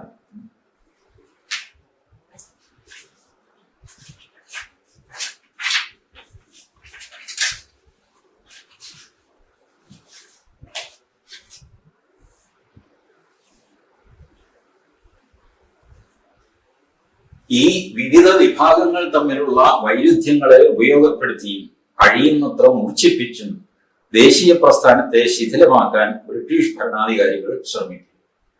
ഇതാണ് യഥാർത്ഥത്തിൽ നടന്നത്. അതിൽ നിന്ന് രൂപം കൊണ്ട ദുരന്ത നാടകത്തിലെ അവസാന രംഗമാണ്. ഏത് ദുരന്ത നാടകത്തിലെ അവസാന രംഗമാണ് 1947 ഓഗസ്റ്റ് 15 എന്ന് പറയേണ്ടതില്ലല്ലോ. എല്ലാവർക്കും അറിയാവുന്ന ഒരു സാമാന്യമായ കാര്യം മാത്രമേ EMS പറയുന്നുള്ളൂ എന്നുള്ള ലാഘവത്തോടെ അദ്ദേഹം പറയുകയാണ്.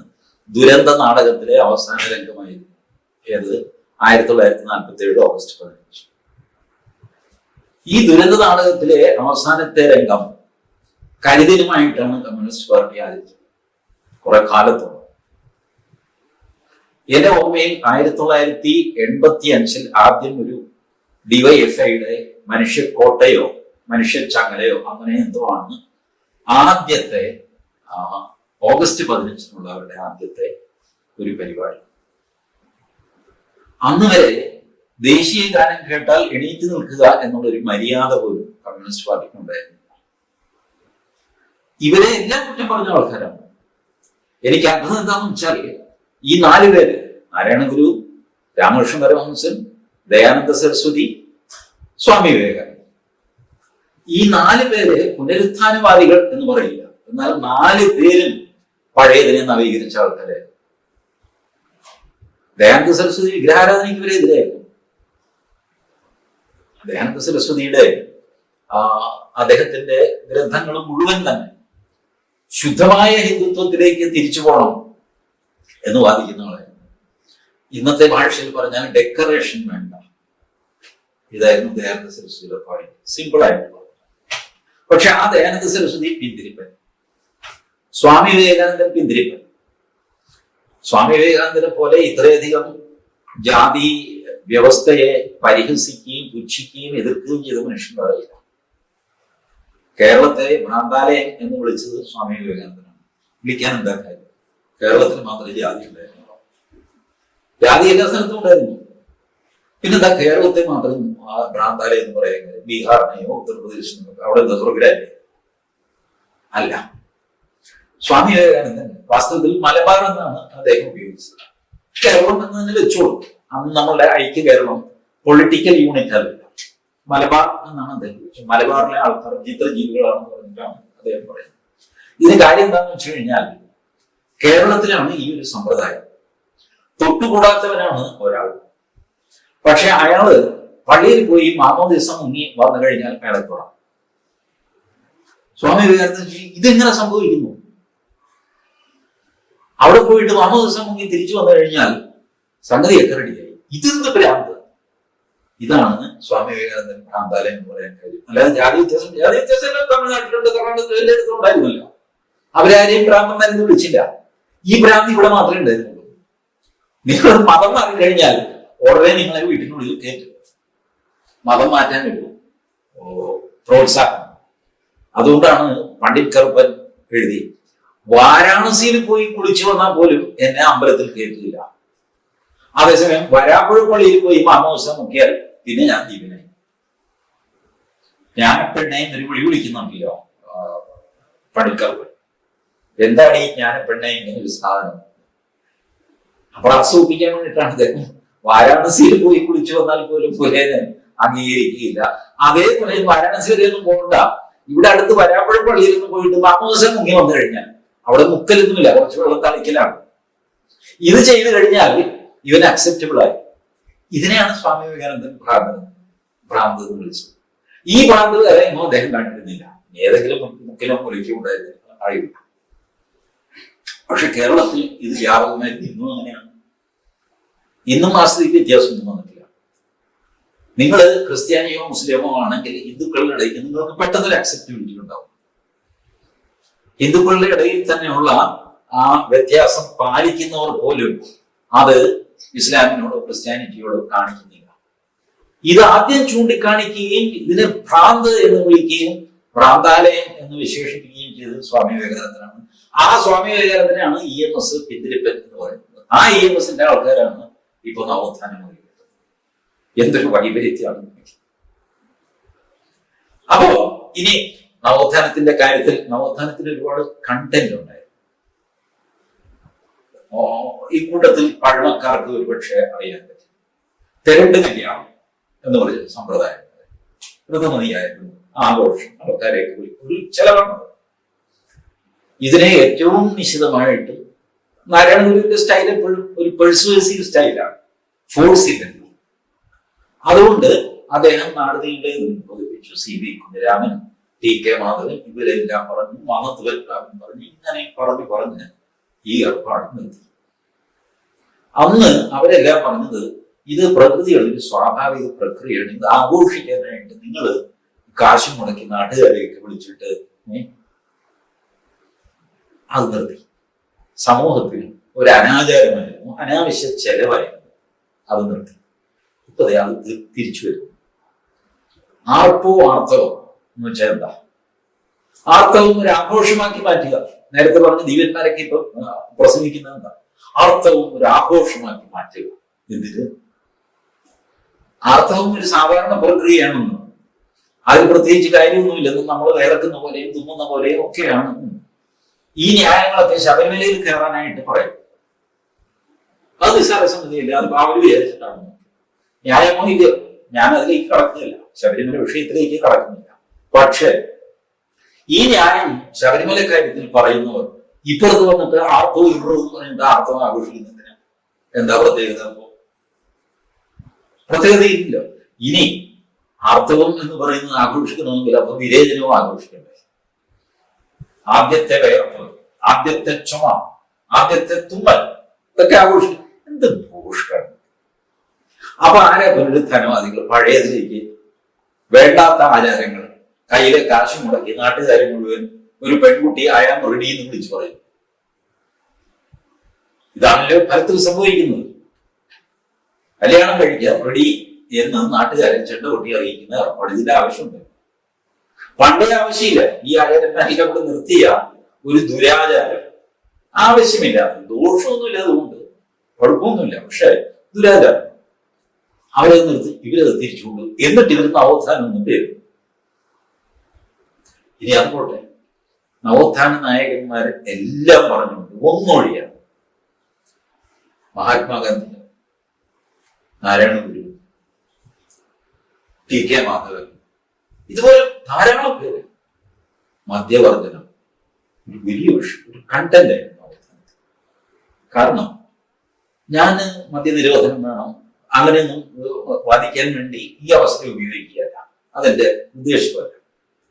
പക്ഷേ ഒരു കാര്യം സത്യമാണ്, ഏറ്റവും ഷാർപ്പായ വാക്കുകൾ കൊണ്ട് നാരായണ ഗുരു എപ്പോഴും മൃദുവായ വാക്കുകൾ ഉപയോഗിക്കും. നാരായണ ഗുരുവിന്റെ വാങ്മയം മുഴുവൻ പരിശോധിച്ചു നമുക്ക് ഏറ്റവും മൃദുവായ വാക്കുകൾ ഉപയോഗിക്കൂ. തന്നെ എതിർത്ത് സംസാരിക്കുന്നവരുടെ പോലും തമാശയ്ക്കാണ് എപ്പോഴും ഒരു ലൈറ്റ് ഇതിലെ സംസാരിക്കൂ. ഏറ്റവും ഷാർപ്പായിട്ട് വാക്കുകൾ ഉപയോഗിച്ചത് മദ്യത്തിനെതിരെയാണ്. കള്ള് ചെത്തുന്നവനെന്നാറും വിൽക്കുന്നവനെന്നാറും കുടിക്കുന്നവനെന്നാറും. മൊത്തം നാരായണ ഗുരുവിന്റെ കൃതികൾ നിങ്ങൾ എടുത്തു നോക്കുക, നാറും എന്നുള്ള വാക്ക് ആകെ ഉപയോഗിച്ചിട്ടുള്ളത് മദ്യത്തിനെതിരെയാണ്. ആകെ അവിടെ മാത്രമാണ്. നമ്മളൊക്കെ സാധാരണ ഉപയോഗിക്കുന്ന ഒരു വാക്കായിട്ട് മാറി. എന്താ പരനാറി എന്നൊക്കെ വലിയ വലിയ വാക്കുകളാണ് ഉപയോഗിക്കുന്നത്. കുഴപ്പമില്ല, ഗ്രാമീണ ഭാഷയാണ്, നാട്ടുഭാഷയാണെന്നൊക്കെ പറഞ്ഞിട്ട് അതിനെ കുളിപ്പിച്ച് എടുത്തിരിക്കുകയാണ്. പക്ഷെ നാരായണ ഗുരു ഇത് ഉപയോഗിക്കുമായിരുന്നില്ല. നമ്മൾ ഉപയോഗിക്കാതിരിക്കുക നമ്മുടെ ഇഷ്ടം. ഗുരു ആകെ ഒരു സ്ഥലത്ത് മാത്രമാണ് അത്രയധികം വെറുപ്പോടുകൂടി ചെത്തുന്നവൻ നാറും, കുടിക്കുന്നവൻ വിൽക്കുന്നവൻ നാറും, കുടിക്കുന്നവൻ നാറും. ചെത്തരുത്, വിൽക്കരുത്, കുടിക്കരുത്. ബാക്കി പല കാര്യങ്ങളിലും ഗുരുവിന്റെ ഉപദേശമാണ്. മണ്ണന്തലയില് നമുക്ക് ഈ ദേവിയുടെ സ്വഭാവം മാറ്റിയാലോ, ആക്കുമൊക്കെ പുറത്തിട്ട് ചോരയെ ഒഴിപ്പിച്ച് വേണോ എന്നാണ് ചോദിക്കുന്നത്.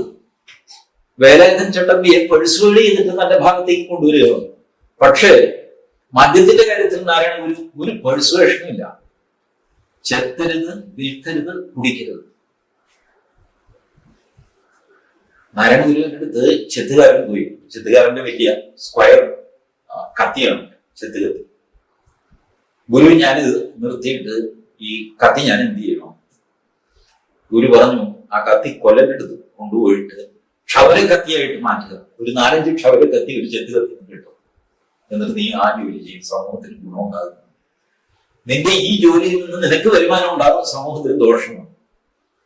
നിന്റെ ക്ഷൗര ജോലിയിൽ നിന്ന് നിനക്കും വരുമാനം ഉണ്ടാകും, സമൂഹത്തിന് ഗുണമുണ്ടാകും. അതുകൊണ്ട് ഈ കത്തി മുറിച്ചിട്ട് പല കത്തികളാക്കിയിട്ട് ആ ജോലി ചെയ്യുക.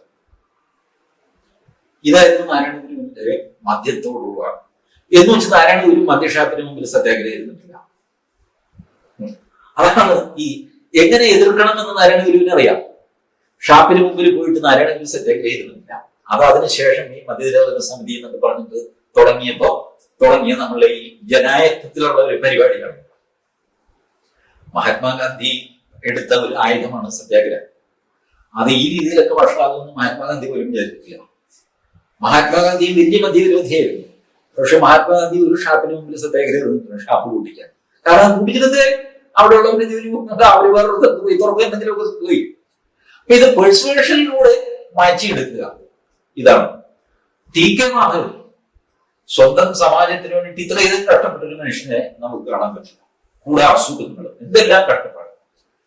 ഒടുവിൽ ടി കെ മാധവൻ ഇടയ്ക്ക് വെച്ച് തന്റെ സമാജത്തോട് തൊഴിലേജിയോടെ പറയുന്നു, നിങ്ങൾ ഒന്നും ചെയ്യണ്ട, ഒരു നവോത്ഥാനവും വേണ്ട, ഒന്നും വേണ്ട, കള്ളുകൂടിയും നിർത്തിയാൽ മതി, ബാക്കിയെല്ലാം തന്നെ വന്നോളൂ.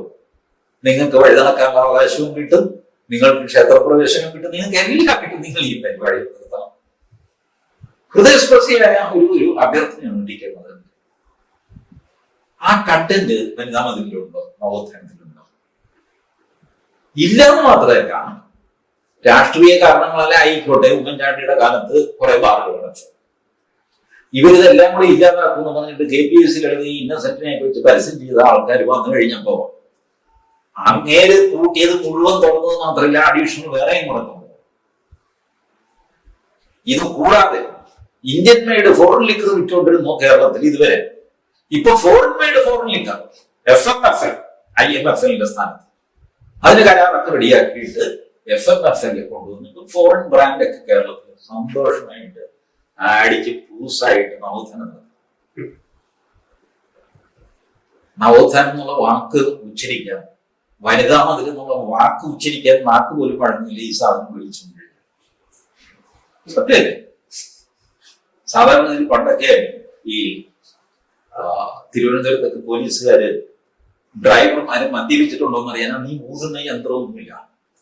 അപ്പൊ അവര് ഡ്രൈവറോട് പറയും ശുചീന്ദ്രം എന്ന് പറയണ്ട, തുടങ്ങും കുഴപ്പം, ബുദ്ധിമുട്ടാണ്. ശുചീന്ദ്രം എന്ന് ഉച്ചരിക്കാൻ പ്രയാസം. ഇപ്പൊ ശുചീന്ദ്രം വേണ്ട, വനിതാ മതിൽ എന്ന് പറയേണ്ടത്. ഉരുട്ട് വീഴും, മതിലും തട്ടി വീഴും. ഇങ്ങനെ തട്ടി വീഴാൻ ഒരു മതിലുണ്ടാക്കി. ഞാൻ പറയുന്നത് നവോത്ഥാനത്തിന്റെ എന്തെങ്കിലും ഒരു കണ്ടന്റ് വേണ്ട. അപ്പൊ ഇത് ചെയ്തിരിക്കുന്നത് ആരെയോ തോൽപ്പിക്കാൻ. ഒന്നുകിൽ ഇപ്പോ സുപ്രീം കോടതിയിൽ റിവ്യൂ പെറ്റീഷൻ വരുന്നു ശബരിമലയുടെ. അപ്പൊ സുപ്രീം കോടതിയിൽ പറയാം, ഞങ്ങൾ ഇത് നടപ്പാക്കാൻ നോക്കി, കുറെ കർക്കോടകന്മാരെ സമ്മതിക്കുന്നില്ല, പക്ഷെ അതിൽ എത്രയോ ഇരട്ടി ജനങ്ങൾ ഞങ്ങളുടെ കൂടെയുണ്ട്. സ്ത്രീകളെ ഞങ്ങൾ മതില് പോലെ 678 അതോ 786 എത്ര കിലോമീറ്റർ ആ നീളത്തിൽ ഞങ്ങൾ നിരത്തി എന്നൊക്കെ പറഞ്ഞിട്ട് അവിടെ വീർവാണ് അടിക്കുക. ഇപ്പോൾ ശബരിമലയിൽ കാണിക്കുന്ന പല നാടകങ്ങളുടെയും പിന്നിൽ കോടതിയിൽ നിന്ന് രക്ഷപ്പെടാനുള്ള ഒരു തത്രപ്പാടാണെന്നാണ് പലപ്പോഴും എനിക്ക് തോന്നുന്നത്. കോടതി ചോദിക്കും, എന്താ ഈ അവിടുത്തെ അവസ്ഥ? അയ്യോ ഒന്നും പറയണ്ട, ഞങ്ങൾ കേരളത്തിലെ പലരെയും കയറ്റാൻ നോക്കി നടന്നില്ല, തമിഴ്നാട്ടിൽ നിന്ന് കൊണ്ടൊന്നും കയറ്റാൻ നോക്കി നടന്നില്ല, യുവമാരൊന്നും ചെയ്യാൻ സമ്മതിക്കുന്നില്ല, ഞങ്ങൾ ആത്മാർത്ഥമായിട്ട് ശ്രമിക്കുന്നുണ്ട്, അതുകൊണ്ട് കോട്ടലക്ഷ്യം എന്ന് പറഞ്ഞിട്ട് എന്റെ നിരക്ക് വരരുത് എന്ന് പറയാൻ വേണ്ടിയിട്ടാവാം. കാരണം 2 കോട്ടിലെ ചാണ്ടിയും മറ്റോ സുപ്രീം കോടതിയിൽ കിടപ്പുണ്ട്, ഇവിടെ കയറാൻ വന്നവരുടെ കയറ്റിയില്ല എന്നൊക്കെ പറഞ്ഞിട്ട് എന്തൊക്കെയോ കേസുണ്ട്. കേസിൽ നിന്ന് വരണ്ടേ?